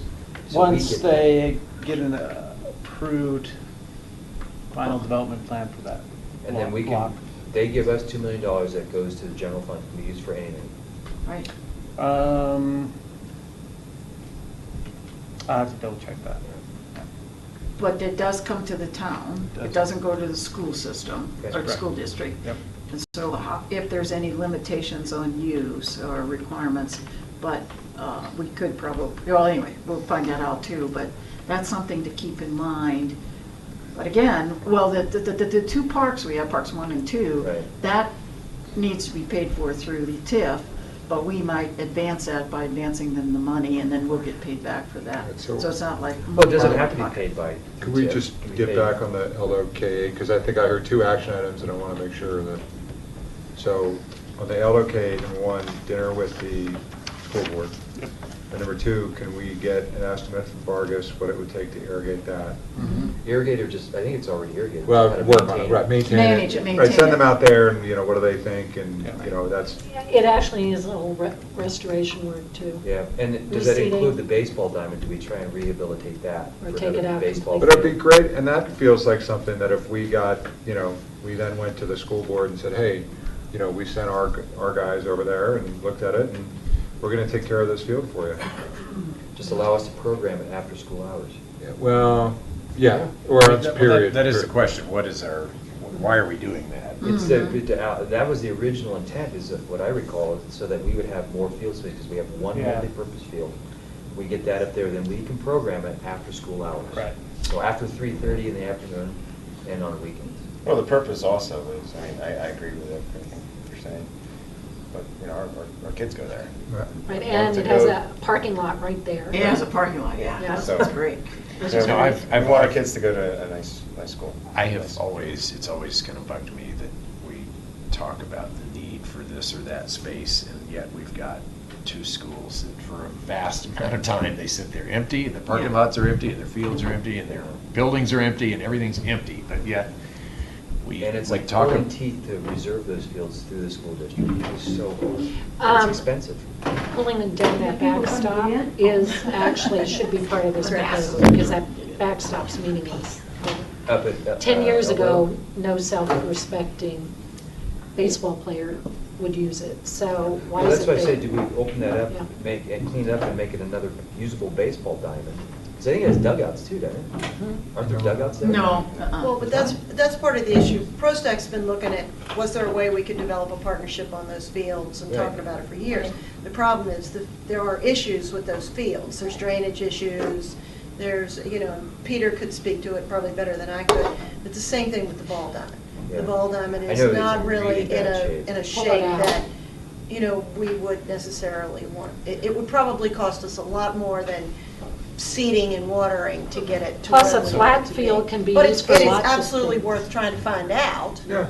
So what on the these, condition is. so on these action items, before we go too deep into the what does it cost to fix it, should there maybe be some discussion at whoever at with whoever at the schools, can this even, Yes. can such partnership take place? I mean, But if- because why do we come up with all these numbers if they say, you know what, that's nice, but, You should have the meeting with them at the field. Let them see it themselves. Well, I don't know, I don't see what, I would That's a imagine it'll great take the guys from Vargas 10 minutes to walk around and say, yeah, I need to do this, do that, and Matt, I'll do that for you for another $6,000 a month. Yeah, but Yeah. if Boulder Valley won't let us have I'll do it. access to the fields, that's not good. All we gotta do is, I'm not suggesting we close. do, I'll go I'm not with suggesting we start the work. I wanna, the You just sequence. want to have an idea of I what feel it like would have. Clint just proposed that before we even get an estimate, we get permission. I don't think we get permission, I think we get the estimate and then say, we'd like to start maintaining the fields for you. well, mowing's one thing, but I mean, if we're talking about drainage issues and things that have got to be restructured, that's not a 10-minute, But we're just Vargas making it, estimate. but Vargas needs to tell us whether or not it, then that's fine, Right. that's fine. Yeah, or whoever. yeah, yeah. And we should get some commitment to do something from the school board, because it really is it's really their field, And we should expect to have a nice field for a K through 8 Because we are school. not getting the great thing that Clint saw over at Yeah, Manhattan. yeah. Well, I went there And a with lot my of other grandson schools. 10, 12, 15 years ago. It was horrible when he played football over there. It was horrible. I agree with Kevin, though. It's never improved. Send the Vargas Terrible. manager over there and just have him take a quick look and say, this is how much it's gonna cost more a year to maintain this thing. You do it for $6,000 then? I would, a month? Hell yeah. I'd go buy one of those sit-on mowers and. Handsome Yeah, your mowing. kids could help, Yeah. yeah, your boys could help, and College now. Yeah, get the Mark's rugby team boys out would there and like say, to drive "Go." a tractor too, I'm sure. All right, more lawn maintenance. and then That's where just- we and the need, oh, discussion Bart's gonna with go, the yay. Okay. I think from the local level, the principal level, I've had a good working relationship with Robin this last year. And I know she and the staff there would welcome anything that we could and would be willing to do. for that field. Does the money to maintain their grounds, does it come out of Robin's budget, or does it come from Boulder Valley District. School District? It comes from the district? I don't know. I was. I think I don't. They've got to maintain their own premises. I don't think, no, I've seen school board, big gigantic mowers show up, Oh. like a Vargas crew, but they've got school board on the side of the truck, and they roll up and they mow, and then they go to mow Superior Elementary, and then they roll in it's like their own mowing crew. So I think they're on the, right now they're on the basic mowing plan. I think what we're asking for is the deluxe, where you come out and fertilize a little bit more, and Make it soft. water it a little more, and So is, weed and feed it. do we want to encumber this discussion with the bridge from the loop over to Eldo K8? What's that dependent on? The wing, Oh. the construction. Yeah. Yeah, once the construction's done, yeah. Right. It's already, it's already in the works. They just don't want it to happen until the Is the construction's design done. in Yeah. process? No, it's already done. It's It's on, done? Yeah, it's yeah. on plans and Oh, everything's okay. done. Okay. Well, that's good. Okay, Excellent. Okay, next. do you, Zipping along. We're going to do committee recommendations? okay. Process for committee recommendations. So this is something I had heard needed to be discussed, and Kendra as well has concerns or issues with committees presenting recommendations during public comment. She feels it needs to be handled in a different way. And Kevin sent me an email saying exactly that. And I think we agree. And one of the ideas we had was just make it a formal place on the agenda for committees to, so it'd be committee reports or recommendations, it'd be on the agenda, and then any committee that has a recommendation that they want to present to the board, they can come during that time, and we would include it in the packet, rather than just you guys getting it through your minutes. So when you say committee recommendations, this is like if OSAC wants to purchase, or is recommending that we purchase Zaharias. That's the recommendation, okay. But yeah, let's be really, so there was a OSAC recommendation in the December 12th meeting that that was right after Zaharias, where there was appreciation for the Zaharias proposal, concept review. OSAC said 3 great things. I had questions. We have a practice, and they were made during the public comment. We have a practice to not make the public comment a Q&A. So now we're seeing that OSAC has a statement that I don't think is consistent with their December 12th questions, but there's no formal report. I can't reconcile the two. Right. And so I'm pulling the OSAC meeting minutes, trying to figure out, I thought we were on this path, and now we're on that path, and I can't reconcile them. So if Oh, I a got you. member of the public wants to speak, I think that's great. I like our practice of, let's not make it a Q&A. If there's an easy question that staff or the lawyer or Clint can respond to, that feels like the right thing. But for committee recommendations, it feels like we should schedule them, we should put them on the agenda, it should be part of a regular Q&A process if there's something to vote on, if they want additional money for a slide or whatever else, then great, we could vote and move on. Or And- schedule it in. Right. Yeah, Or we should put it Yeah. that presentations and recommendations. I Just like make it. in that But it same- Well, should- because it at the also same time. came up when we had the recommendations from the planning commission Right. on McCaslin, and it was in notes, but we had no way to do anything about it. Right. And so I pressed the issue and said, I would like us to at least have a way that we either put it on the agenda or we don't put it on the agenda. And then we also had the discussion about the embankment slide and tract, I always get it backwards, I don't remember if it's G or H. H. Or trail, G or H. Right. But again, that was in a recommendation, and the ProSec had recommended it, and Kevin had said in our last retreat, I believe, if a committee has a recommendation for something, ProSec in particular, that they want us to spend some money on, even though it's not in the budget, come talk to us about it and convince us. And Right. so that's why I said, we have got to figure out a way to get these Yeah. committee recommendations before the board, because what happens is they flounder. Nothing happens unless we have a mechanism to force them, now, the committee can make a recommendation and maybe they don't care if it comes to the board. But I think if they wanted to come to the board and have it discussed, we should have a mechanism that would make sure that happens. And I don't know if it should be standing, or it's once a month or once a quarter. I'm less concerned, or ad hoc, I'm less concerned about the cadence. I just want to make sure, to me, it's almost like the chamber update, where, Presentations. right, where sometimes Put it the there. chamber update is, there's no update to that. Right. I am a huge fan of this idea.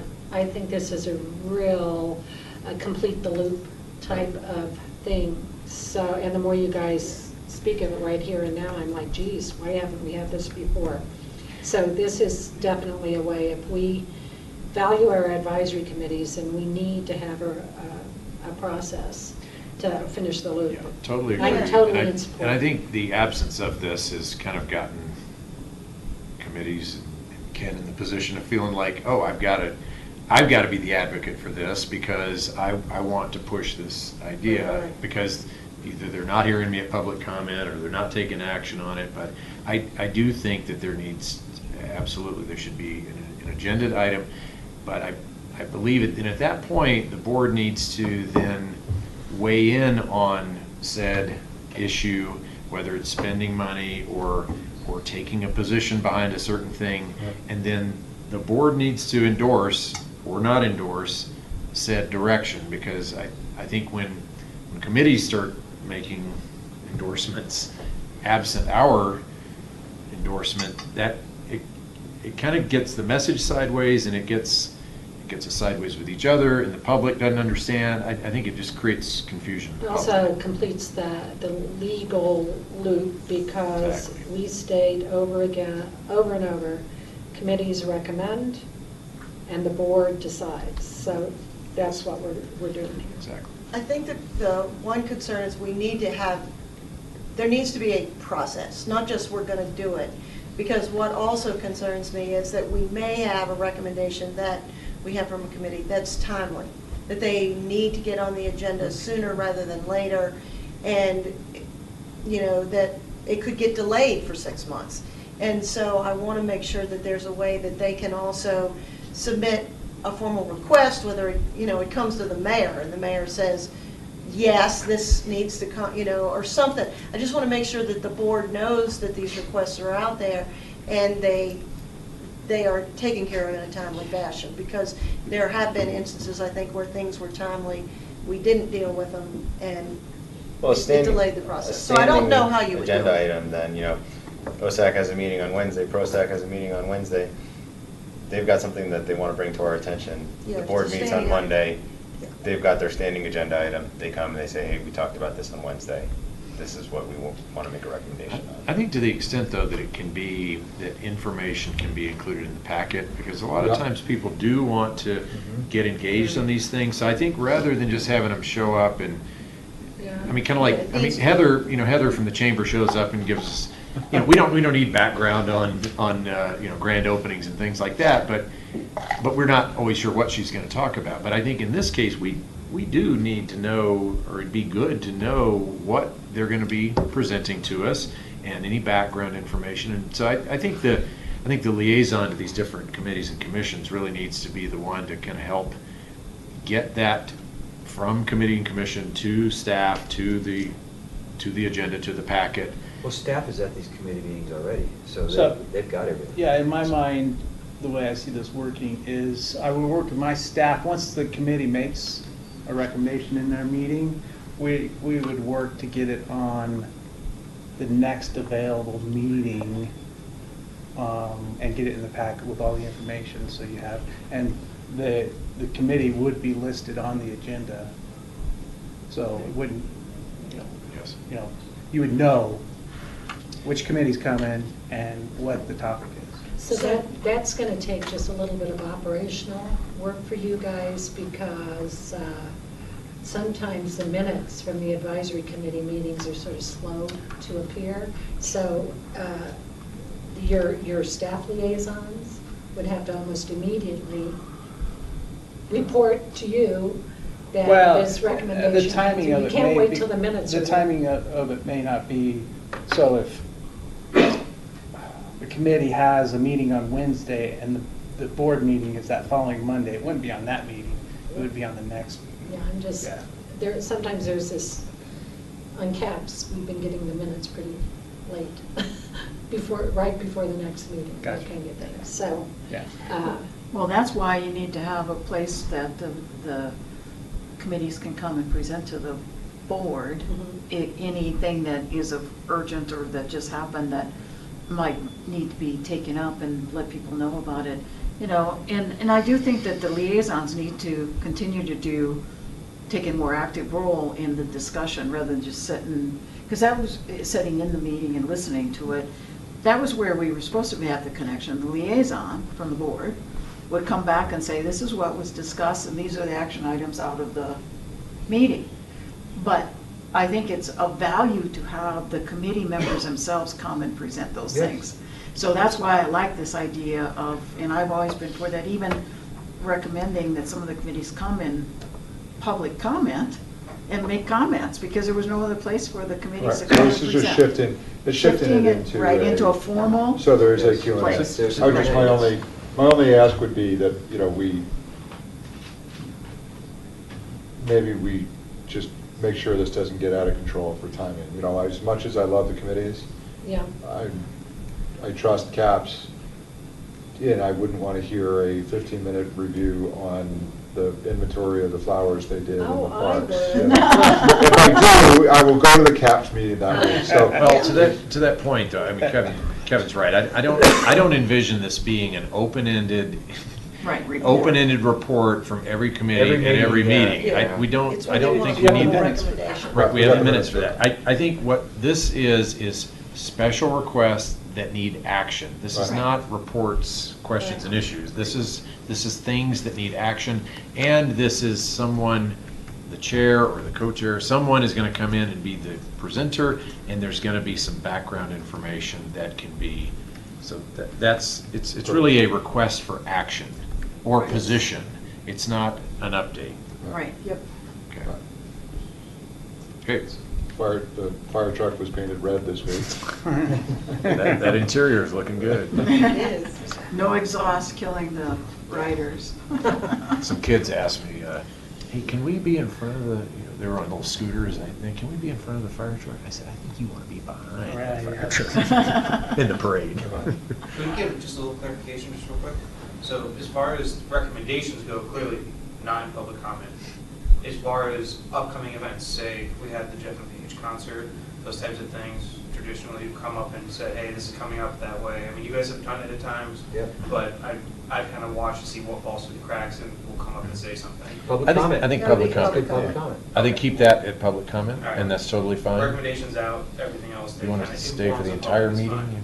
Recommendations Yeah. or action required or answers to a question that the committee has, they would come in a presentation section.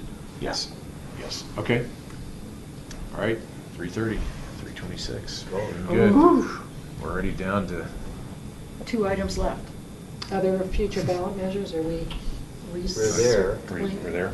Yeah, so I wanted to move that down, because I wanted to have a discussion with the board. It'd be a new item, but it also would fall under ballot measures about indoor space. And I know we're having a presentation on a recommendation by ProStack, but I think that it's also a good time to also talk about options across the street, like I sent in an email a few weeks ago.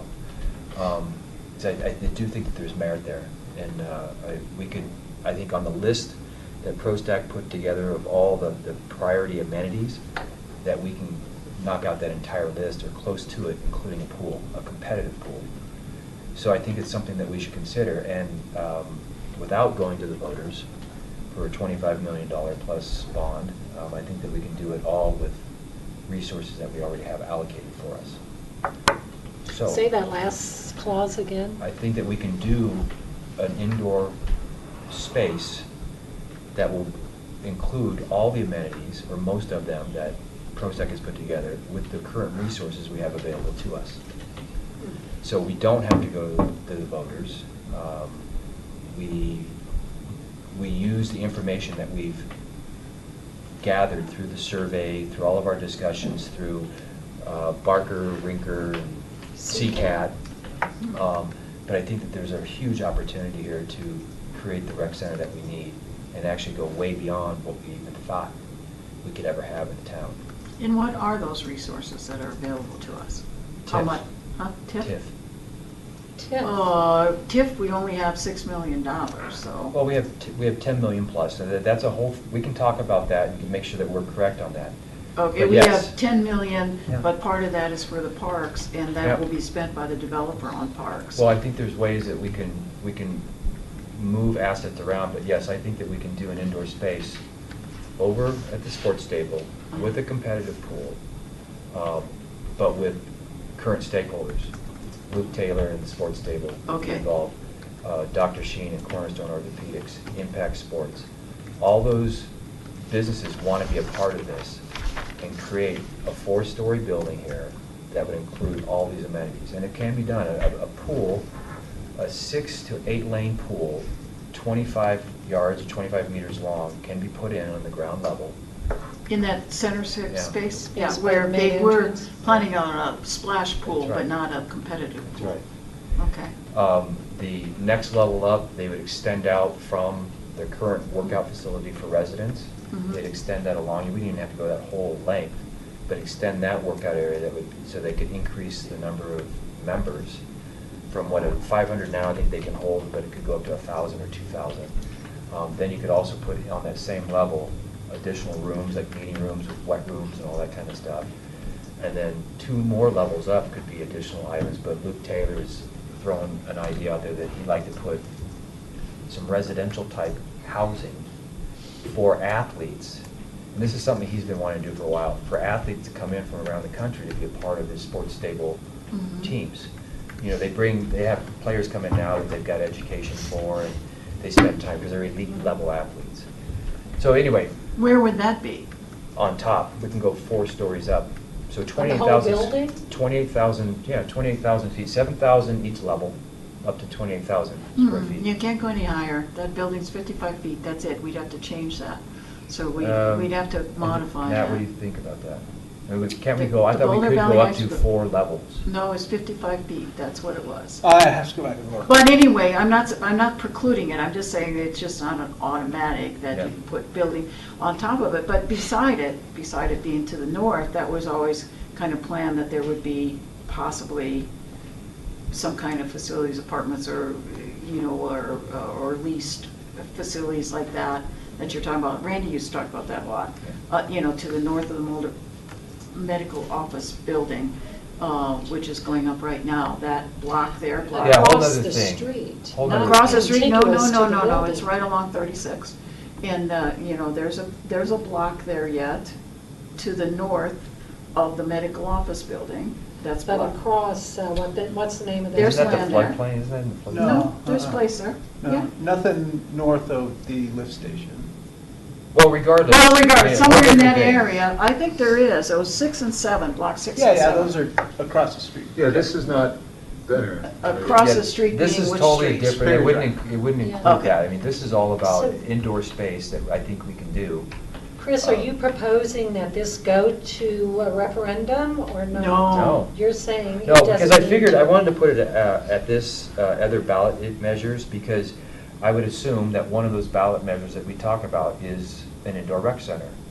And I think that we can get by without having to go and increase our debt by $15 to $25 million. I think that we can get a really nice indoor space that would be not just 14 or 28,000 square feet. Kevin and I had this conversation. You're actually gaining a rec center of 160,000 square feet, because you have these stakeholders being sports stable with their ice, with their coffee shop, with the indoor turf field, with impact sports, both professional or elite level athletes to your regular daily use consumer. And then everything else that goes in there, including an indoor track.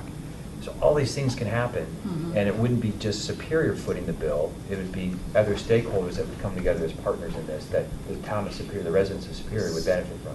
So has ProStack vetted this idea? I spoke to Peter about it, and we are going to bring it up again at the August 14th meeting when they do their recommendation, and I think that that's a good time to have a thorough community discussion or public discussion, but I wanted to bring it up here when I saw that we're going to be talking about other ballot measures and other things. So the other thing is, with the Lakeshore deal not going forward, from our perspective, we've heard that Lifetime is pursuing it. Not sure where they are in that transaction, but if that...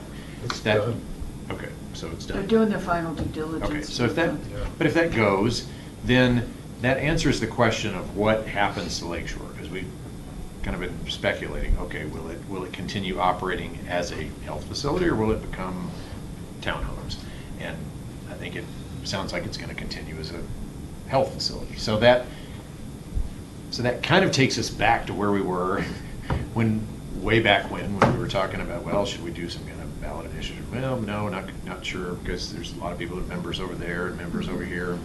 Got to see what happens with the sports stable. And so I think that a lot's changed, but not a lot's changed, because and now maybe there could be even future discussions with Lifetime about some kind of discount for residents. But I like this.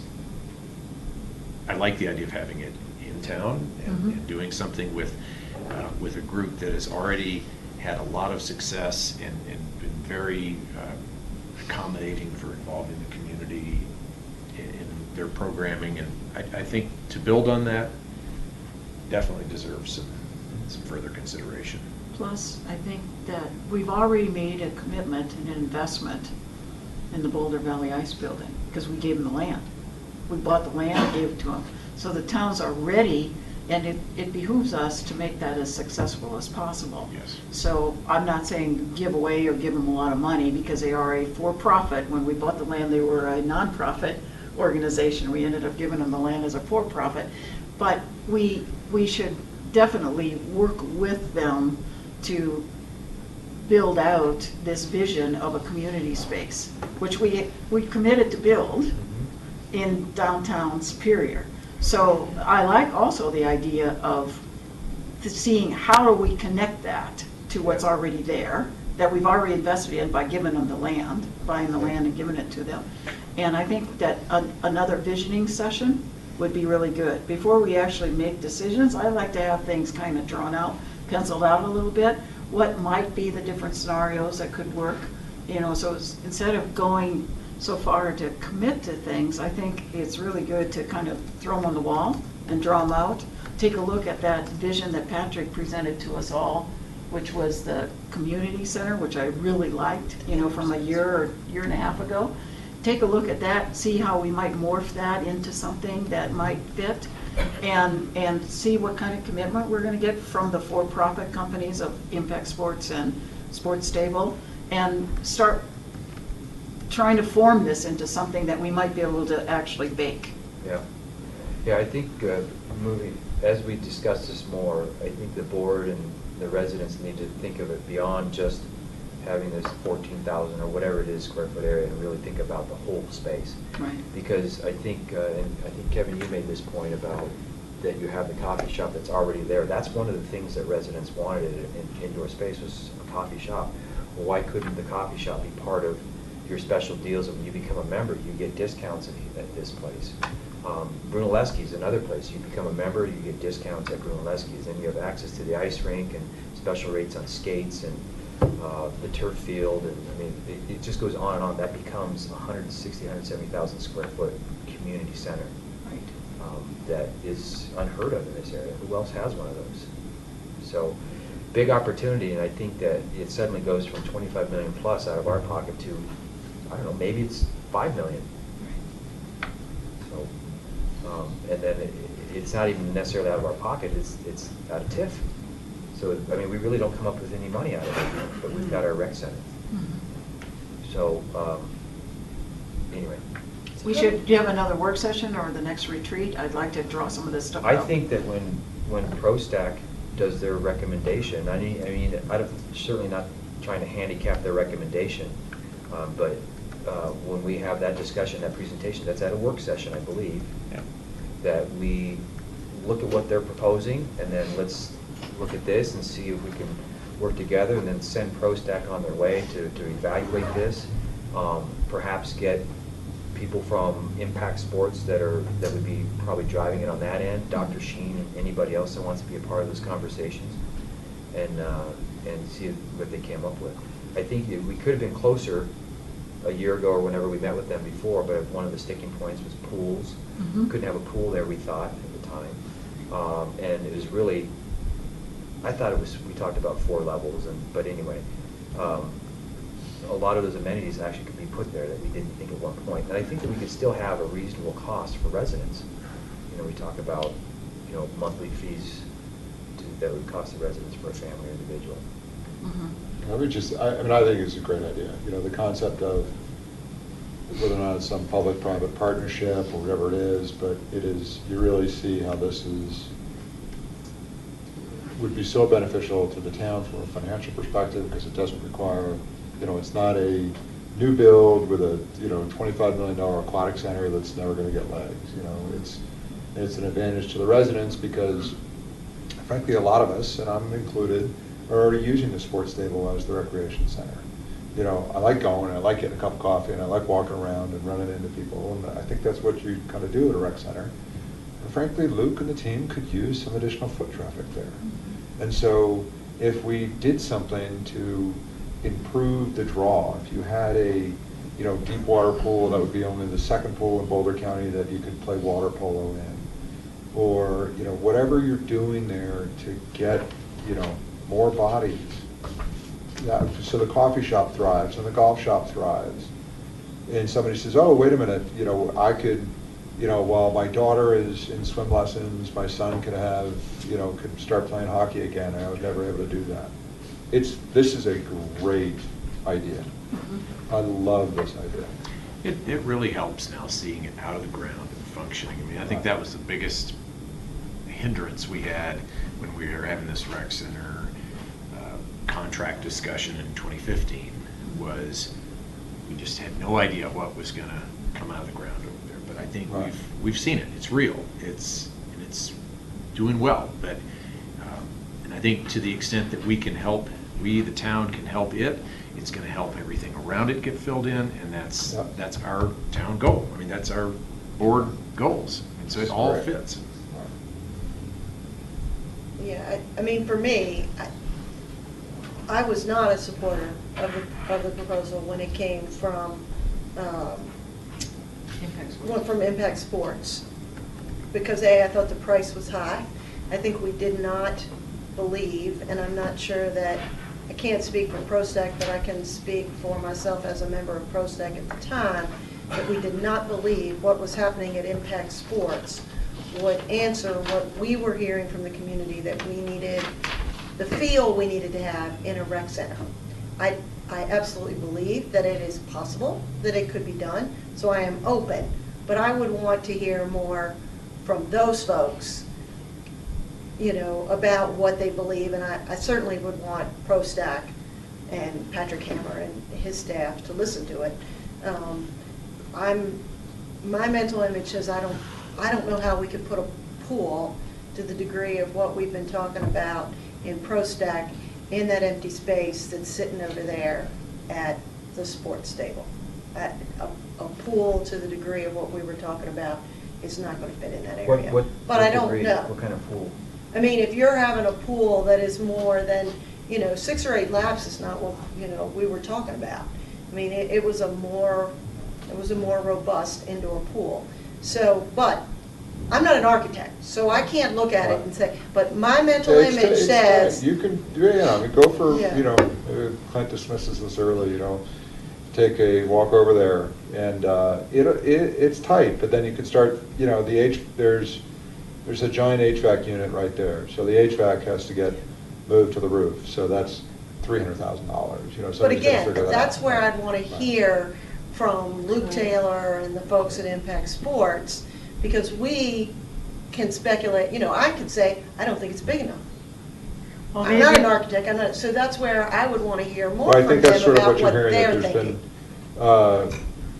there's been some unsanctioned investigation, and I think we're seeking some sanctioned investigation on this option. Well, we were talking about 2 different things here. You know, we're talking about apples and tangerines. you're envisioning, or we're envisioning different things. You're envisioning I'd say a apples family. or oranges and tangerines. We're close. Yeah, we're close. Well, but Oranges you, and tangerines. okay, oranges and tangerines, that's a good analogy, because you're thinking about the big orange, you know, Lemons and beautiful big limes. orange, which is a family pool, water Like Bob Burger environment. Center. Yeah. But or Wolf Creek, or whatever it's called too, the big one. But you were, thinking Wolf Creek. no, but what you're talking about, Chris, is really a competitive, fast swim pool, not where families come and hang around like what's in the Lake Shore now. You know, so I'm not saying which No. one is right, but Yeah. we're No, not saying. maybe 6 lanes, Yeah, 25 meters or not a whatever, so you can still family use it as a water competitive pool. center, yeah. It could be used as a But I competitive agree with pool. Sandy, having, after Chris's first broaching of this topic, I actually went and walked that sidewalk around there, and I'm like, it's hard for me to imagine that It's this pretty is big large space there. and- It is bigger than you It's think. bigger than. But you then think. again, it's hard to imagine at the time that 50 houses were going to go in where the Wildflower Park is now, Mhm. right? Or the And, you know, 53 so or whatever. That's spatial what I'd like to things. hear from professionals, because Yeah. I don't believe, I mean, it's not that I don't trust that you guys believe this, but neither one Let's of hear, you yeah. are recreation space I took engineers. measurements. Okay, I walked would it you up. share those with me? And My rough estimates are 70 feet wide That's and not very 120 big. feet long. I mean, think about yards. So Yeah, that's not very big when you're putting in a pool and a deck. You Yeah. gotta put deck in it, you know. Okay, you have to come, you're taking down walls inside. Yeah, You're- Yeah, let's be clear, this is not a. You're not, it's not an Olympic center, Right. No. but No, it it's, isn't, because it I. connects, the families. beauty of it is that for So- swim meets, so the Flyers go there and have their swim meets. Easily have a Flyers swim meet there. It connects, doors open to the locker rooms. Or you go into the locker rooms, do your change or whatever, and then your door opens up to the pool. You have, if you want a lot of spectators there, you have elevated spectator stands that kind of come over the pool, so you're looking over the pool when people are swimming. But you still have plenty of room that you can have a deck. It's not going to be a 100-yard deck on either side, but it's going to be a deck that you can walk around. So it can be done, and that's what's exciting about this, is that there's so much more potential on just the one floor with having the competitive pool could be used as a recreational pool, but it would be a cool pool. The pools off to the side, 2 lanes would be a warm pool for swim lessons. So now you have indoor swim lessons year-round for residents of Superior. Then the upper level, the meeting rooms that you can put in along with the extended weight rooms. I mean, so much potential here. I like that much better than creating another separate aquatic center and spending all that money to, you know, to do it as a separate I think it'd be space. hard, it's a hard sell. I mean, I would love to have that 15 to 25,000 square foot rec center with a big competitive pool and all that, but I think we talked about this before, to get a bond measure of 25 million plus to pass, I don't think it's gonna happen. No.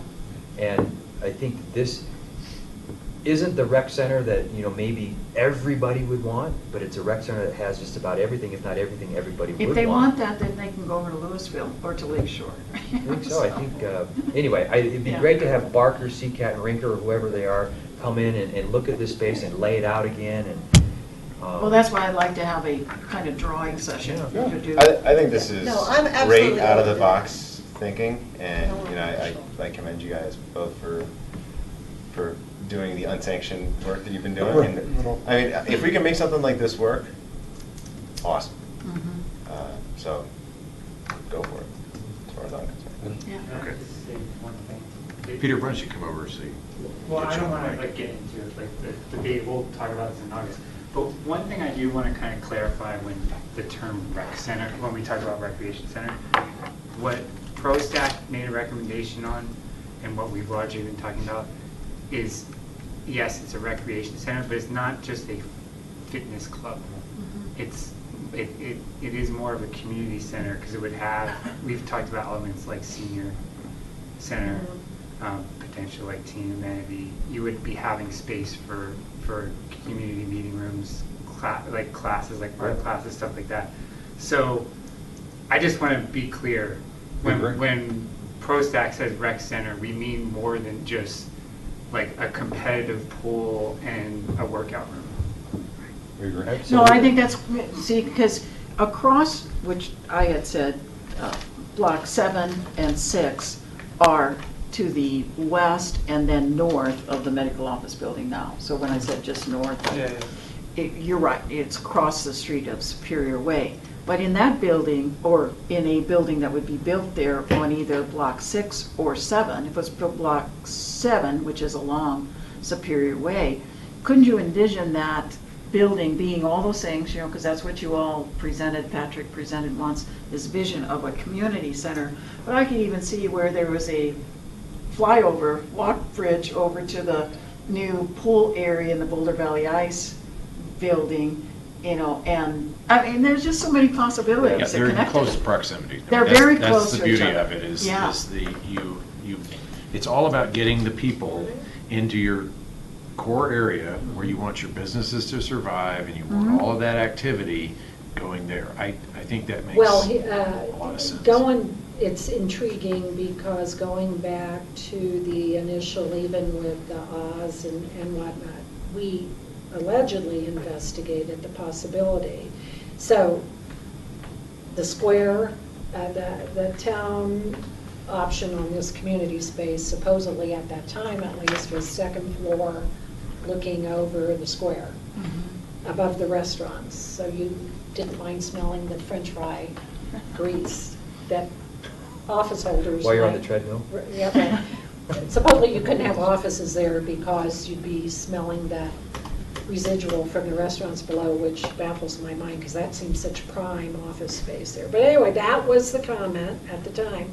And so the question is whether or not the back part of that property that faced to the east am I directionally challenged here, or back part of that property on the square? possibly on ground floor, could that be a pool amenity?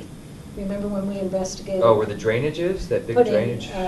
the pool amenity in, Well, I think that in the town center, below the community space. I think if we have people that do athletic centers for business, like Sports Stable and Impact Sports, and they're interested in working with the town to put a pool in, I would rather have them do that than us do it. Right, I'm not expressing a preference. I am just saying, part of the intriguing nature of this is that way back in the discussion, we were discussing having them closer, these amenities closer, so as to complement Boulder Valley Ice at the time, Right. and, to have a critical mass with all traffic going to this downtown that we are trying to build, rather than diverting it to Richmond 15 and having it all over the place. So I'm just saying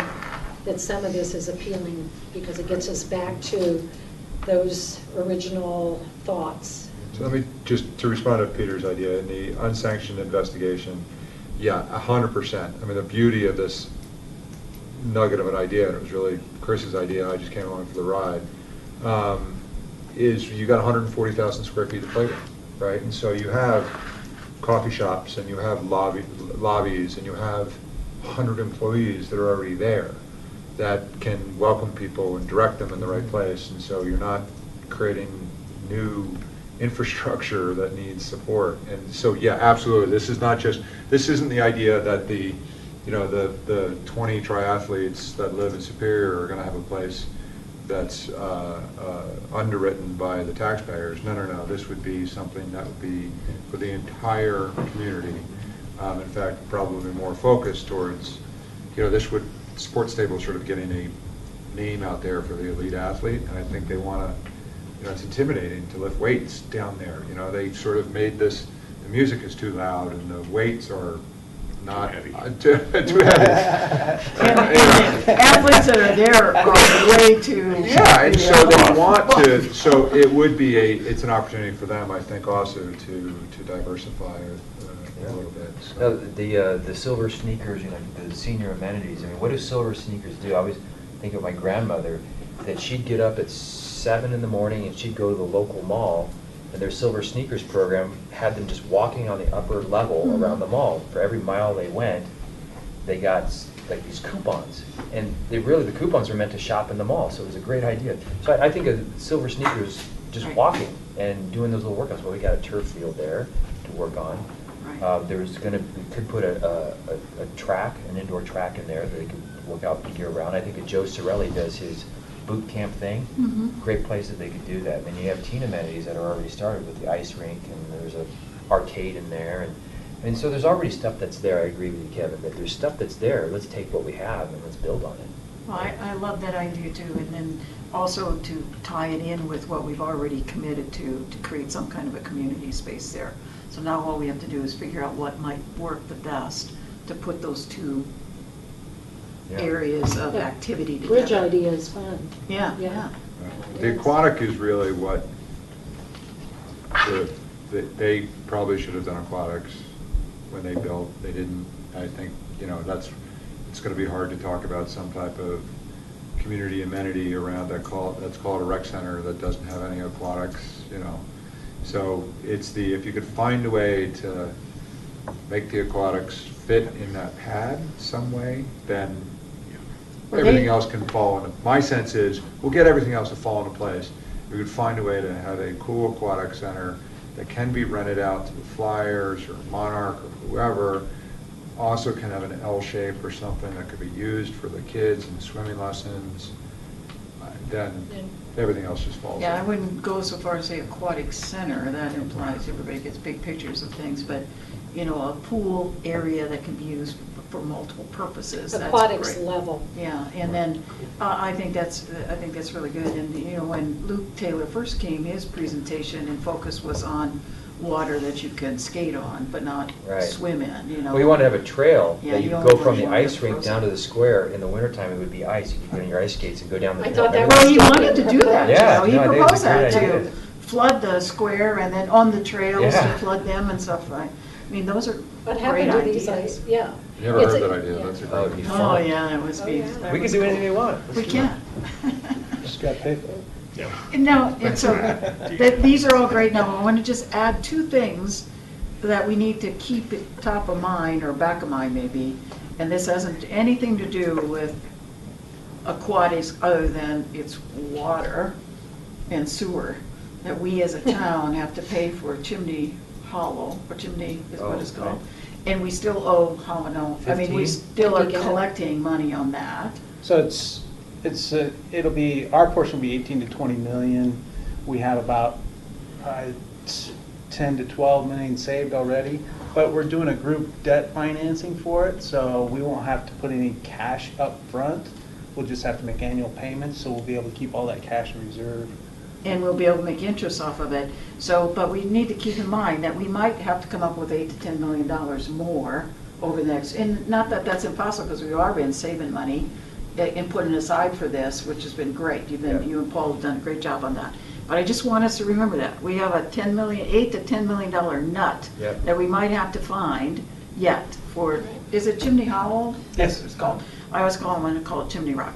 And then the reservoir, and then the firming project. And then the other thing is, if we have to redo our wastewater treatment and sewer to meet the, what is it, the Reg 80? Yes. Reg what? Reg 80 something. If we have to do that, that's another $18 million.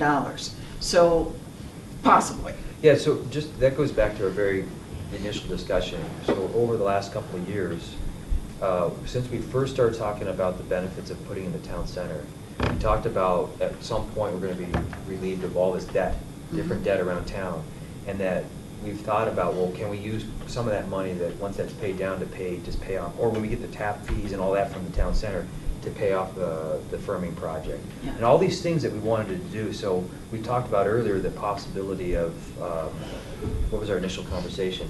Oh, the ballot measure. Yeah. Maybe we have those funds available to us to help pay for this.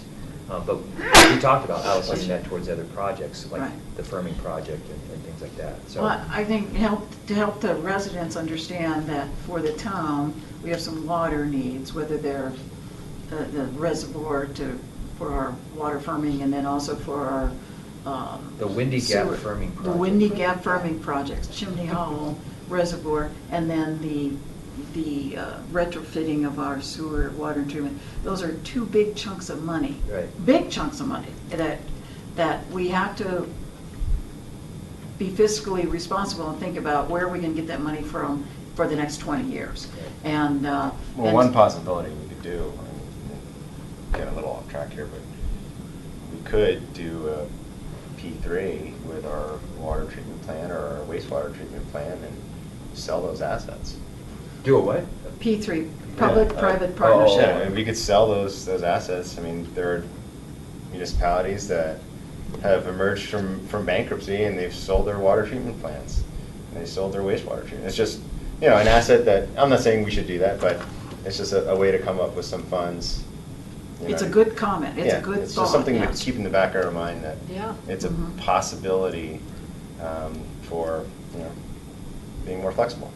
And we don't have any really debt around that, so that's what's really good. I mean, we're paying it off through our funds, I mean, not the funds, but development fees and Yeah. our fees for water and stuff like that.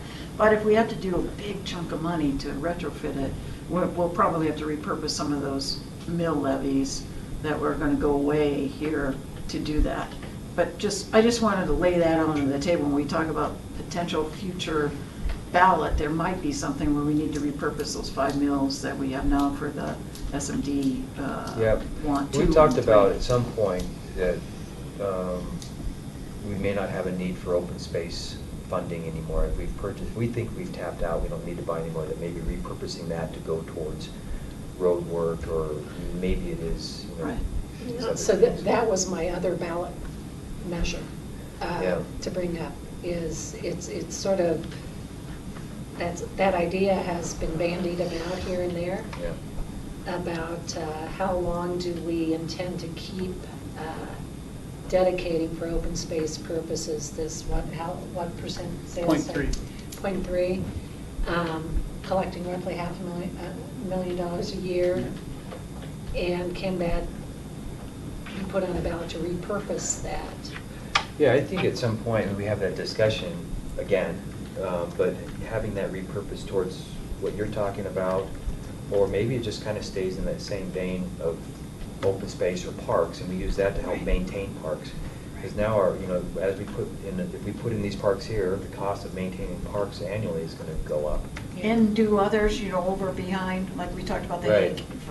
And then also on Coyote Ridge are already owned open space land, not Yeah. any potential new that might be bought, but we already own land up there too that we should figure out, do we want to create better trails, or what do Yeah. we want to do up there? So we have options to look at various different areas. And then Rock Creek here, we're going to use open space funds to create, not Rock Creek, Coal Creek, the open space here, and we're going to have to maintain that on a regular basis. So somewhere we want to maintain some funds in that open space, maybe not $5.5 or $6 million, but we're going to want to keep something in there, maybe for the future for maintenance. I don't know. Sure. I'm just thinking about that. Well, OSAC has, is Ken still here? OSAC has internally sort of repurposed some of that by opening up use of open space funds for trail building and whatnot, as they have the last 2 budget Yeah. cycles. So those funds Yeah. we already know those funds can be used to do maintenance on open space. Yes. And- So maybe we don't even have to And go to the trails. voters on that, it's just, we have our own internal policy that Right. says that we're gonna start using, if we find a good piece of open space, great, but we'll start using this more for park maintenance. But there are some limitations, because Kendra's issued several memos on this over time, and it would behoove us all to read them again. Sure. And But the other thing is, I Understand think that. maybe it doesn't need to be .3. And it's odd to me that we said .25 gets us $800,000 a year. Question. Well- And .3 gets us 500. A portion of that, what's generated goes to pay the debt. Oh, I see. So Yeah. it's a reserve that goes in there. Yeah, Okay. yeah. It's the The excess. 500 that goes to yeah. build the balance. Yeah. Which is almost, Fund balance. is almost paid off. It's Yeah. been close. Okay, that makes sense. But we When will might, it be we paid might off? go in and I reduce have to that to check. like .1 or Well, something. maybe you split it, .15 stays for that, and the other .15 goes towards something else. I think Boulder County. But then did you that do years have to ago. go to a If you're ballot gonna measure read, if you yeah. reapportion. Yeah, Yeah. so There's all kinds of ways to skin these cats. Yeah, Right, but right. that is hanging out there too. We're in a good spot when it comes to some of these things ending, Yeah, yeah. and terminating and. And we're also in a yeah. good spot of not having a lot of debt. That That's we're a good almost thing. out.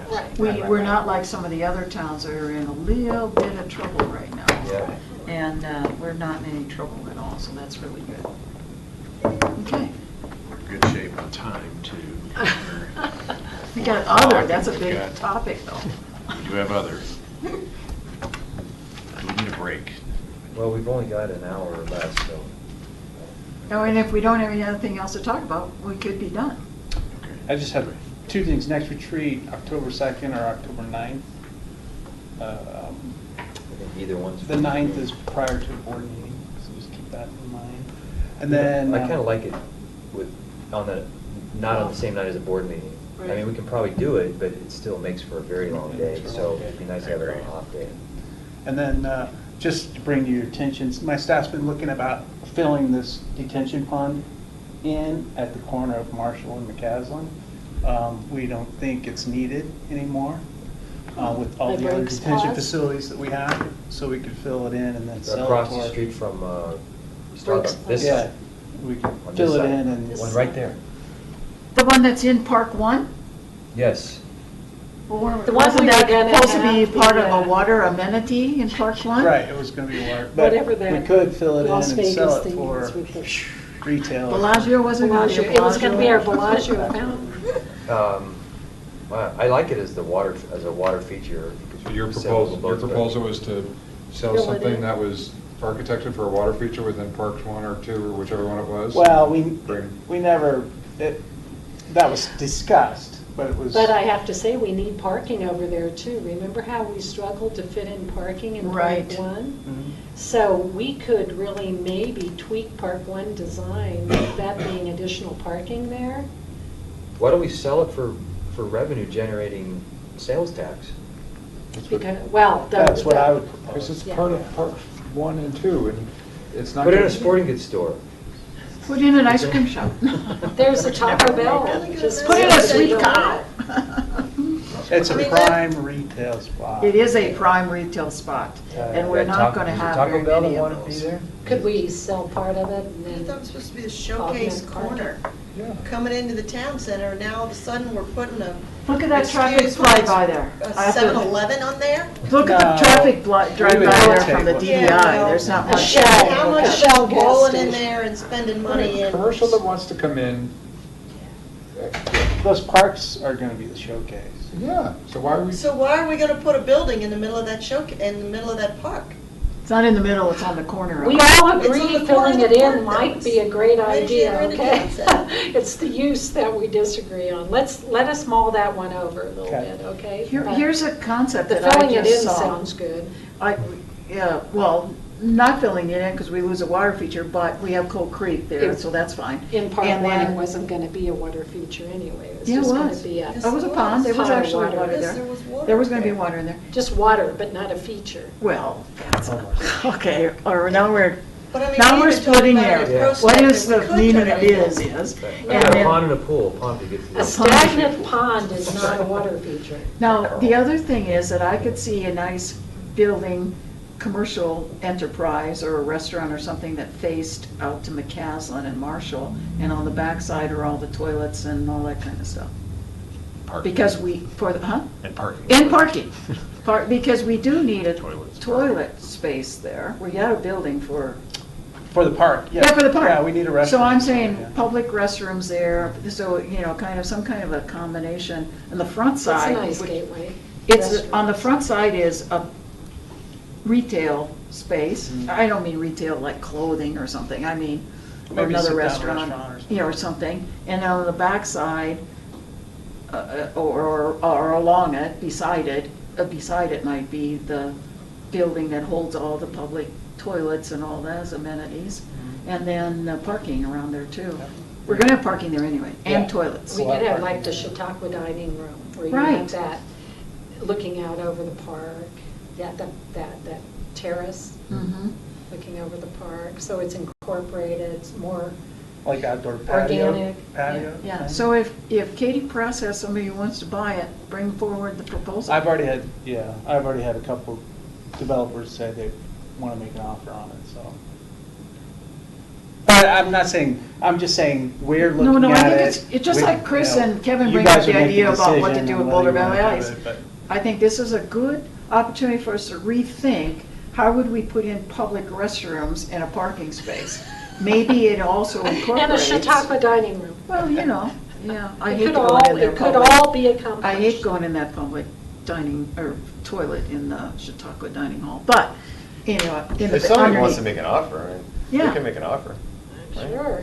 Something creative and fun there, that would be, We'll finish our study and then bring it forward for you guys to review and discuss. Chris has well, been is there looking for a anybody here that roadhouse has a for real years. aversion to it? Would love a roadhouse. You I'd know, love is a your first roadhouse. thought? No one has a real aversion to that idea. To what idea? The Filling it in with possibility dirt. of, if a developer came and said, I could create this wonderful space, and then we could incorporate public. I think whatever we do there, whether we leave it as a water feature or you have a developer come in, it's gonna be nice. I mean, we're not gonna let anybody do anything that's Needs to gonna be look cool. horrible there. Right. Needs to be So I think whatever we do, it's a win-win. Okay. Yeah, what was there was just kind of a detention pond of weeds. I mean, it just was Yeah. not. It doesn't Even, hold a lot of even in water. Park One design, it was not the Bellagio, because I kept saying, whatever happened to the fancy idea? Right. It was just stagnant pond. So I like what you're thinking. But if you want Caps to maybe have some nice piece of flowing art, let us know. Okay. I think it should possibly be a flat iron, the building should look like a flat iron, the Yeah. hills, the mountains, and then, Okay. What Sorry. was your second item? Yeah. Just an upcoming retreat. Retreat, okay. Is the second good with everybody? October 2nd? I have a trial scheduled for that week, but I think I'm gonna settle, so let's just go for it. Okay. I'm gonna count my chickens. Does the opposition know that? Yeah, They do It's now. a public meeting. they're sweating bullets right now, trying to figure out how do we go forward. Okay, anyone else have any? There are a lot of other there are topics, and I don't view these as a forum for setting every priority on every issue. I'll reference that Rocky Flats issues I brought up, and it was said that they weren't a priority in the retreats, and I don't see these retreats as mentioning every potential issue that can come up. So, something that came up in the coffee this morning dealt with parking problems throughout town. She happened to mention the ones on Castle Peak, in which she had recommended a program of having to change parking on opposite sides of the street, et cetera, as a way to discourage long-term parking of vehicles that never move. And then as that conversation grew, it was recognized this is happening in other parts of town. And Jim Payne was there from the HOA, and he acknowledged this sort of problem. So I just want to throw that out there. Can't be dealt with today. I think we're all too tired. But this problem of parking in certain communities, I think it's going to be sort of the new Weldona eventually, and we will have to get a better handle on it. And the Transportation Safety Committee's We're supposed to hear that. at their Have next that meeting. discussion. Yeah. Right, on the 17th, In this whole. at least as 17th of July, so On next vehicles Monday. that don't move? It's the Castle Peak. No, alternate. but this isn't Castle Peak. It- The woman it that morphed was into brought it. it up this morning actually she was also talking about Rock Creek Circle, because we have a huge issue with people who, Right. and I'm gonna tell you, Well, they I don't don't think live we're in the limited. summit, but people who put their cars out there and they just leave them, and they don't move, and as long as you have valid tags and the car is Right. operable, we have no way to. But this not to making make the it road move. so narrow like Torrey's Peak that cars can't go, I mean, that's pretty wide, right? Yeah. Yeah, it's pretty well. Well, But it's So they're more backing up. concerned about cars just sitting there for a long time, not about being able to get by. No, this is an issue of cars being left, Yeah. and it's also an issue of larger commercial vehicles. There's a lot of larger commercial vehicles that are now being parked on Rock Creek Circle. And then that's what I think we need to talk Sagamore- about, trucks and commercial vehicles, Yeah. and what happens with them throughout the entire town of Superior. You know, and you guys can happily, I'd let you discuss that too at another In meeting. Sagamore, they have all of the above. Yes. Mhm. So Cars and trucks and commercial vehicles. it and is a problem in town. Where they park, when they drive, where they can drive, And you know. And those what- kind of- Kendra did a memo, sent it to the board regarding this, some of this issue. Mhm. And I can resend that to you. What Jim Payne, as HOA president, said is and I think it's very pertinent, as the proportion of folks in town, as renters increases, there tends to be more parking on the streets rather than in garages or in driveways. And that then begged this question of who's renting these properties. Supposedly our laws, our town code says no more than 3 unrelated parties. And, you know, when you have a bunch of college kids, like that one problem we had up in Riverbend. So we just have some changing dynamics in this town that cause residual issues that need to be addressed. So that can be discussed later. I know this came up in the budget discussions last year in terms of Reggie and time. And what's the latest on that? And are you thinking about more time for him? And I mean, is that part of the issue? Is that we just need more time on the code enforcement side? I mean, yeah, our position hasn't changed from last year. I mean, we proposed a full-time position for it. And, we got some additional hours, but I think we still feel that it's- But some of it's not code, It's, as Sandy said. it's not enforcement, it's that the code doesn't I mean, it's exist. not Yeah, enforcement, that's it's part of So, it. you know, we can have 10 Reggies, won't do any good, because we don't have the. The code's insufficient to address the problem. The code is insufficient to address the problem, and I'm not saying we should change it, but I'm just saying that right now, we do not have code that precludes you parking a car on a city street and leaving it forever or until the tags expire. Well, yeah.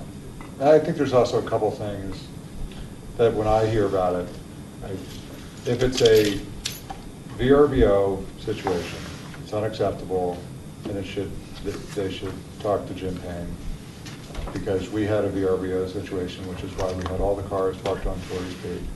We solved the VRBO situation, we talked to the neighbor as politely as possible, and frankly, it's no longer a problem, or it's less of a problem, I should say. I think this is more college rentals. And so if we have a college rental, and there are pockets of neighborhoods that are just, once you get a couple rentals in a neighborhood, people start, you know, there's more. There are obviously pockets of neighborhoods that are rentals.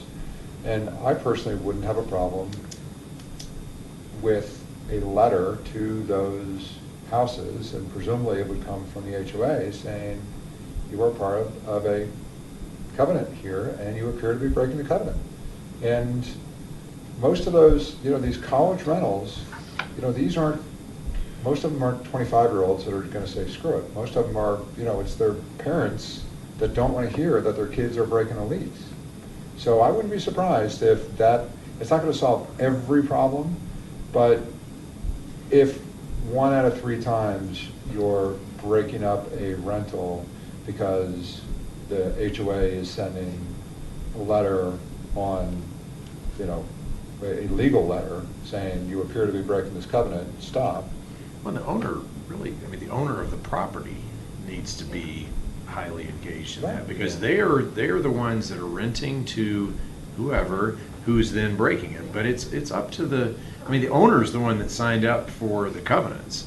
Renters didn't sign up for the covenants. Well, They're the just kind of owners- along for the Right, ride. this is where it'll get slippery, because the owner will say, well, I rented it to, you know, Jane That Smith. didn't relieve them of their I obligations. understand, though. But are we talking about But the if you same have thing? Are we talking Yeah, about? no, the things that Irene was talking about this morning, it has nothing to do with covenant violations. Right. It has to do with a vehicle that's just not moving. Well, or a let's take it to a So I whole think nother level, they're though, all Sandy. different kinds of issues, but this is not a covenant violation. The- This is just a car sitting out on the street that doesn't move, and it happens to be in front of people's houses. And it has never anybody moves. asked that, the owner of that vehicle to please stop parking their car in front of their house? They can't. Yeah, It's a city it's street. it's hard to do as a And the neighbor. registration is It's a city current. street. We can't tell somebody they can't. So, park. Sandy, I'm not would saying you- not to, but you're. I know. No, it's a good neighbor saying, hey, would you Yeah, mind I parking asked my your neighbor to truck? please stop Would doing you that. sick Kevin on him? Yeah. I don't know, I recognize that, and I've said this before because I'm a giant 250-pound guy, maybe it's easier for me, but I don't understand why you can't just knock on your neighbor's door and politely say, hey, is that your car? Do you mind parking your car in your driveway or in front of your own house, not mine? It's not that easy. It's a to city do. Yeah. street. But hey, Sandy, can you answer this question? Where do you draw the And line? I'm not saying, it doesn't bother me at all. I just know I'm the one who gets the complaints, because I happen to be on the town council, and, But that's exactly, Yeah. but an appropriate response is, it's a city street do. right now, there's and those currently people nothing we say can to do. them, it is a city street. Okay, so if I they ask have the the neighbor. right to park my car on a city street. Wherever I want, Right. bug off. Right. Yeah, but I mean, And they to say it Kevin's- very to Kevin's point nicely, is, but that's the reality. we're all neighbors here in this community, and, Yeah. and sometimes a problem could be simply solved by just saying, hey, would you mind? And, you know, if I was doing that, you know, I may be absent-minded, you know, just thinking like, oh, it's a public street, you know, who cares? But if somebody comes to me and say, hey, would you mind parking that in front of your own house instead of mine? I'd say, oh, I'm so sorry. Yeah. You know, like, thanks for, Or you might be legally concealing. So, yeah, so if that doesn't work, Yeah. will you engage public shaming then to get them to move? Well, but it's different when you have owners and you have renters, because Yes. renters are a whole different animal. It- My question is, where do you draw the line? Do you focus just on cars that are parked for lengthy amounts of time? Or what about the cars that are beat up? Horrible looking cars, look like they should go to a junkyard. Cars that leak oil, cars that are just a nuisance. Do you go to them and say, hey, we can't have these on the streets anymore because it's lowering our property values? So, I mean, it's. And I don't know, she just brought it up because it came up as a topic at First Friday this morning, and I hear it a lot. Living in the I would Summit of welcome Rock a car Creek, to be parked because in we front of our don't house have for 2 months at a driveways. period. We have 2-car If it garages, wasn't we have beat up. people with 3 cars. We have the Where do you put problem your with 3rd cars. car? You Could put we, it on Rocky when did we Circle. last have a dinner with Yeah. HOA? We have it scheduled for the 28th. Right, there we go. Let's- 28th of August? We can put some of this stuff on the agenda where it's sort of cross-town versus, council versus HOA issues. Okay, Monday at 3 o'clock, I am going to the Rocky Mountain Fire District Board meeting. Brian, are you going with me? I'm going. And are you going to? Okay, so we're going to go to that. It starts at 3, I believe it's at El Dorado Fire Station. So we're going to have we're going to listen to their regular board meeting and start participating in that. Good. And so I just want to make sure before we go there and start putting ourselves on the line that we're still of the mind that we want to work with Rocky Mountain Fire to see if they can try and equalize in a more. I think that's where this needs to happen. Okay. That's where we need to be going. I mean, I was not real happy with our event that we had at the last June meeting. I mean, I had Suzanne Domini come in and meet with me individually after that, and very upset. I mean, at the whole thing. She was? Yes. Yeah, I don't- Just Is it- that At gonna be it a just- presentation? the work session or the board meeting? No, the board meeting, where Yeah. none of us would have known that it was going to take until 10:30 at night, to get through that liquor hearing. That was a whole Right. other part of the sideshow that made it even worse. But, the fact that the fire department felt like that they needed to show up in mass to see what are these guys doing? What are they going to talk about? Why is this an agenda item? Why are we talking about this? I don't want to relive the whole thing, but to me, it was just poorly done. I don't think it should have been on the agenda. I don't think they should have had to come and defend themselves. I don't think we should have been lecturing at them. And I just hope that we do not get ourselves into a mess like that in the future. future. You know, we Well, need- we I need feel to- kind of the same way, that I think they way overreacted and tried to put pressure on us. We And need- we didn't say anything. I don't know, man, there's a, I'm going to bow out of this discussion. Oops. Are we done? Just because. no, you're right, Yeah. you're right. I mean, you guys You should want talk to about it. sit out in No, the stay here, entryway Samantha. for a while, or what? Well, Yeah, can but if you guys recuse wanna talk, yourself. I'm No, just- I'm- gonna- I I do did want to not- talk yeah, I about do this. I wanna talk. tend to Yeah, yeah. disagree more with Clint on this one. Sorry, buddy. So is this the last thing we're Everybody's gonna talk speaking. about, though? Yeah. Because it'd be nice to have Mark here for anything else. I think we're done, except for that. I don't. All right. See you all Monday. I don't think the fireworks is a Mark. big I problem won't in be here, town. so I'll see you next I week. think the police do a nice job just driving around. So- Fireworks, okay, Yeah, I see. fireworks. Fireworks is not an issue, Right. yeah. So that was my only other thing. Because it's Well, hard to I mean, fire. I will disagree. I I'm mean, I opposed. think the woman raised a legitimate point, because I sat on a deck and I saw at least 6 different neighborhoods where they were shooting fireworks in the air, and they were and these were not little fireworks, these were the shells that you would see over at, so, now, it's against the law to Yeah. do so.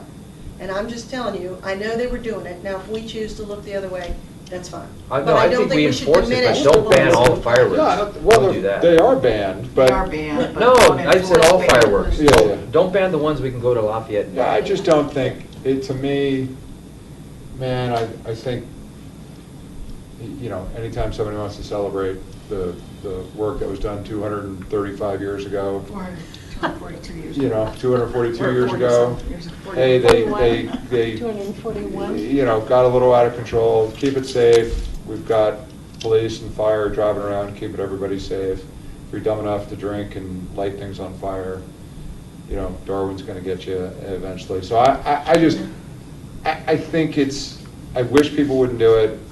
I'm glad that the police are working overtime on 4th of July and patrolling, but I'd hate to see, like, if we became the, you know, the community that over-enforced things like that. Because that would have a, Well, they're illegal in many They're of the just cities illegal. surrounding us. They're illegal in Denver, they're illegal in Arvada, they're, you know, so there are cities that completely, and think- I'm not saying one way or the other, but I'm just saying the woman was not just an isolated case. Right. It I'd was like to at happening all least over hear this from community. Sergeant Chamberlain. I think that, I mean, Yeah.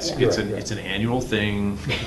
It's not just our community. It's not just our community. Every city struggles. Every city struggles An with article this. about it? So But it- going, There was an anyway. article in Okay. in the camera about the other So on day.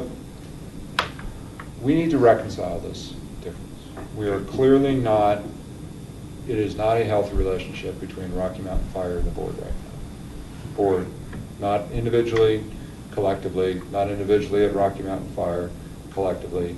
There is a,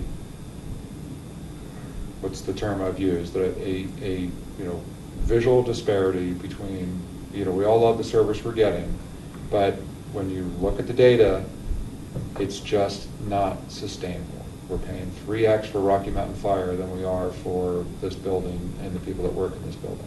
It's just not a sustainable environment. It needs to get resolved at some point in the future. We have a commitment that Rita and I have made that we're going to better understand their board, we're going to go to the meetings, we're going to work with them. I didn't really love that they sent their entire department here to give us dirty look, I don't want to say dirty looks, to here, to spend all the time at that meeting. It wasn't, we probably shouldn't have had it on an agenda item without additional clarity. They probably should not have sent, you know, 15 or Full 20 people, house. you know, Entire here to wait. It wasn't a good use of anybody's time.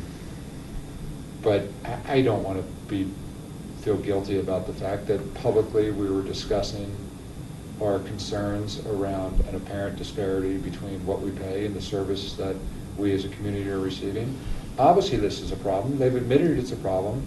And, you know, the problem is they are a very successful organization because of the funding that we're providing. They're liquid. They hire the best. They've got fantastic equipment with very little debt. It's a great organization, and we're lucky to have them as part of our community, but it's just not sustainable. And so we need to find a way to work together over the next, we're not going to fire them in the next 6 months.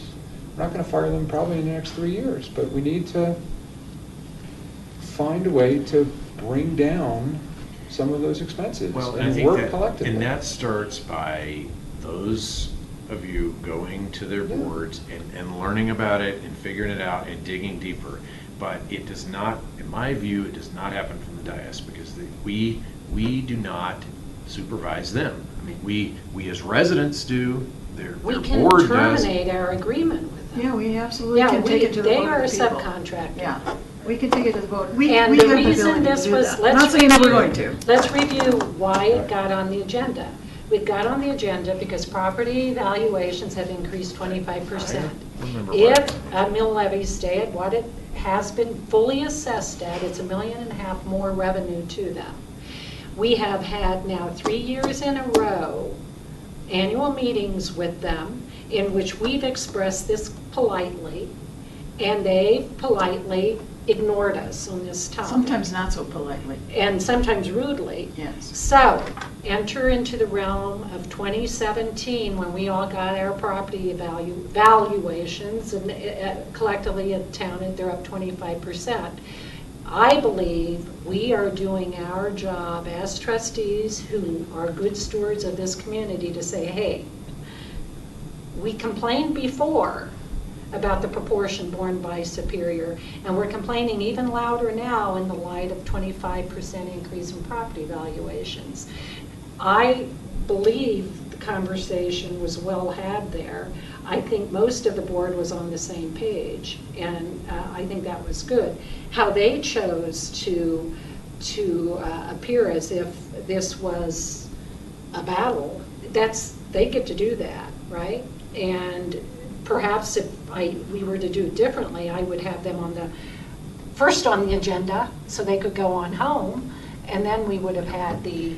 Oh, I had no idea that they were going to bring their entire force. Well, and I Yeah. didn't, I had no idea either, but I think. And we were sitting up here in a public meeting. How did we know they had everybody sitting out Well, there? it's no different, though, than You when we know? have an issue, and one side of the issue that Yeah. supports it brings everybody out of the woodwork to come to the meeting. So- It is, actually, you know what? I find it to be a huge difference.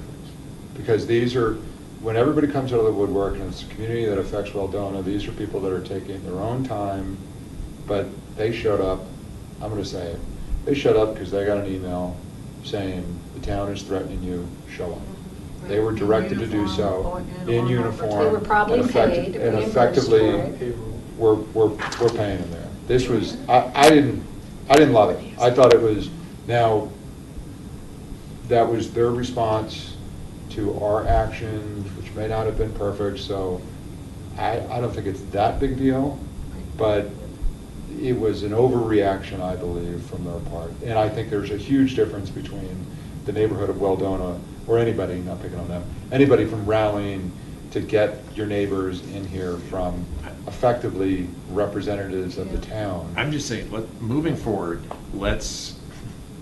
I'm sure this is not going to be the last time this is ever discussed, but I would just like to say, in the future, moving forward, that we have conversations with them at their board meetings, at dinners, at things like that. Not at the dais with an agenda item that they don't know what's going on. I just don't think that, I don't think we need to do it that No, way. I That's- disagree entirely. If these guys go and they try, and we have tried in casual dinners, right? We've tried, and we've been ignored. So, if these guys go and they try this again in a different pathway, and they're ignored again, I'm going to bring it forward on the dais, because this is a huge chunk of change for this community. And what the new board needs to be a little bit educated on, and I would call new meaning prior to you being mayor and then the following election as well, the previous board with Mayor Muckle actually entertained the notion of the prospect of starting our own fire service or disconnecting from Rocky Mountain Fire. So this has been, Oh, I know it it has has, and history I've- to it. I So, know, and I've seen those right, numbers, and I just right. have no interest in even exploring that. I So- personally don't have interest in doing that at this point, but nor do I, can I condone 21.44 mill levies and Superior's share of the entire budget of the district. So this is the yin and yang of the situation. And then also to talk about when Boulder County Commissioners come here again, we've said this to them before too, you need to throw your money in to your open space fund to pay for your own fire service. Boulder County Open Space and Boulder City Mountain Parks that the Flagstaff Mountain Fire Station is really serving. And so, you know, how do we get movement on this? You know, after 3 years of trying and offering to work with them and being blown off and actually rudely, you know, and that's why I'm asking it tonight again. I'm not going to take grief personally anymore if you are all not going to support us in this effort, us being Kevin and me and Brian, because I am tired of being called nasty names and then having the entire fire department show up basically to say, okay, now, you know, you see her. She's trouble. Yeah, so, but I don't think they're doing that, but I have gotten grief and been very rudely treated. From who?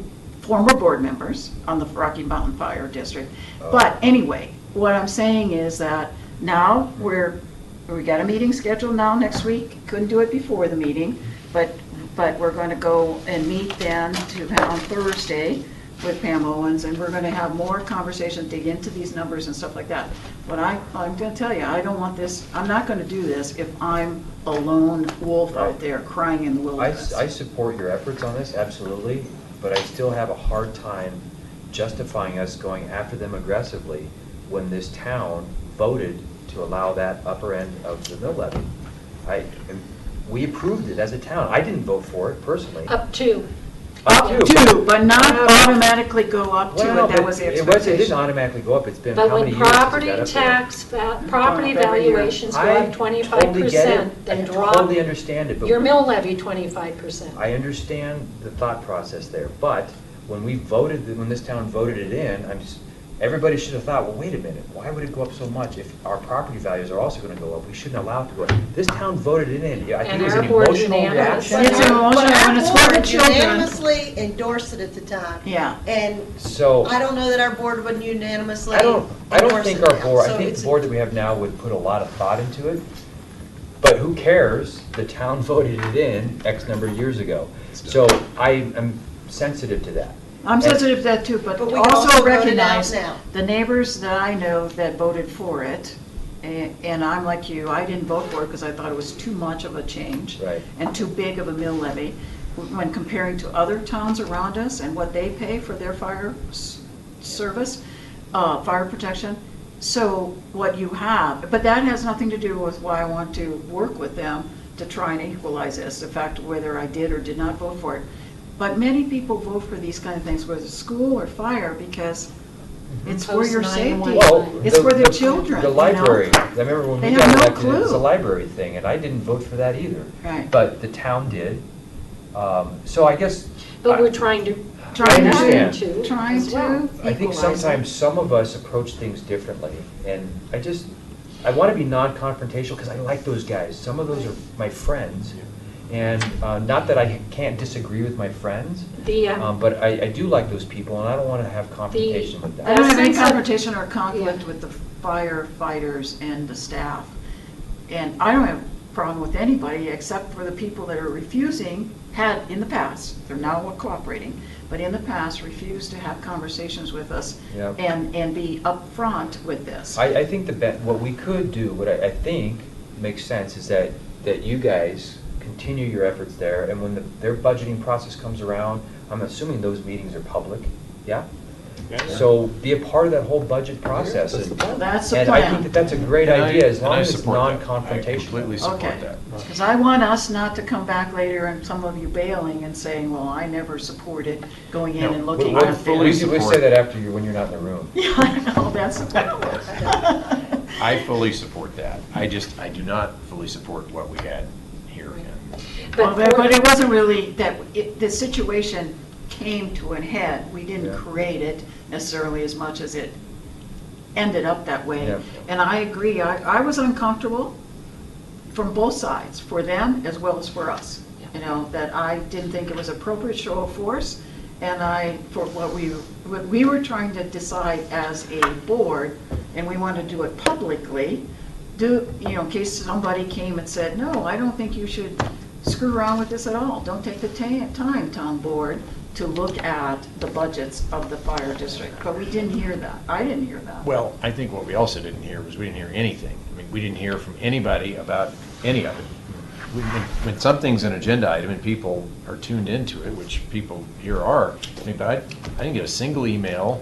Right. Yes, Well, yes, you're doing the right thing, or no, you're not. I mean, nobody said Clint, the point anything is, about all anything. I need to do They is didn't send know, out because one we didn't thing have over any this. background on what Yeah, that yeah, item was yeah, gonna yeah, be. Right. And Yeah, so, yeah. for me, the fact that they got resistance, all I said to them was, your budget's gone up a lot more than my budget in my household does.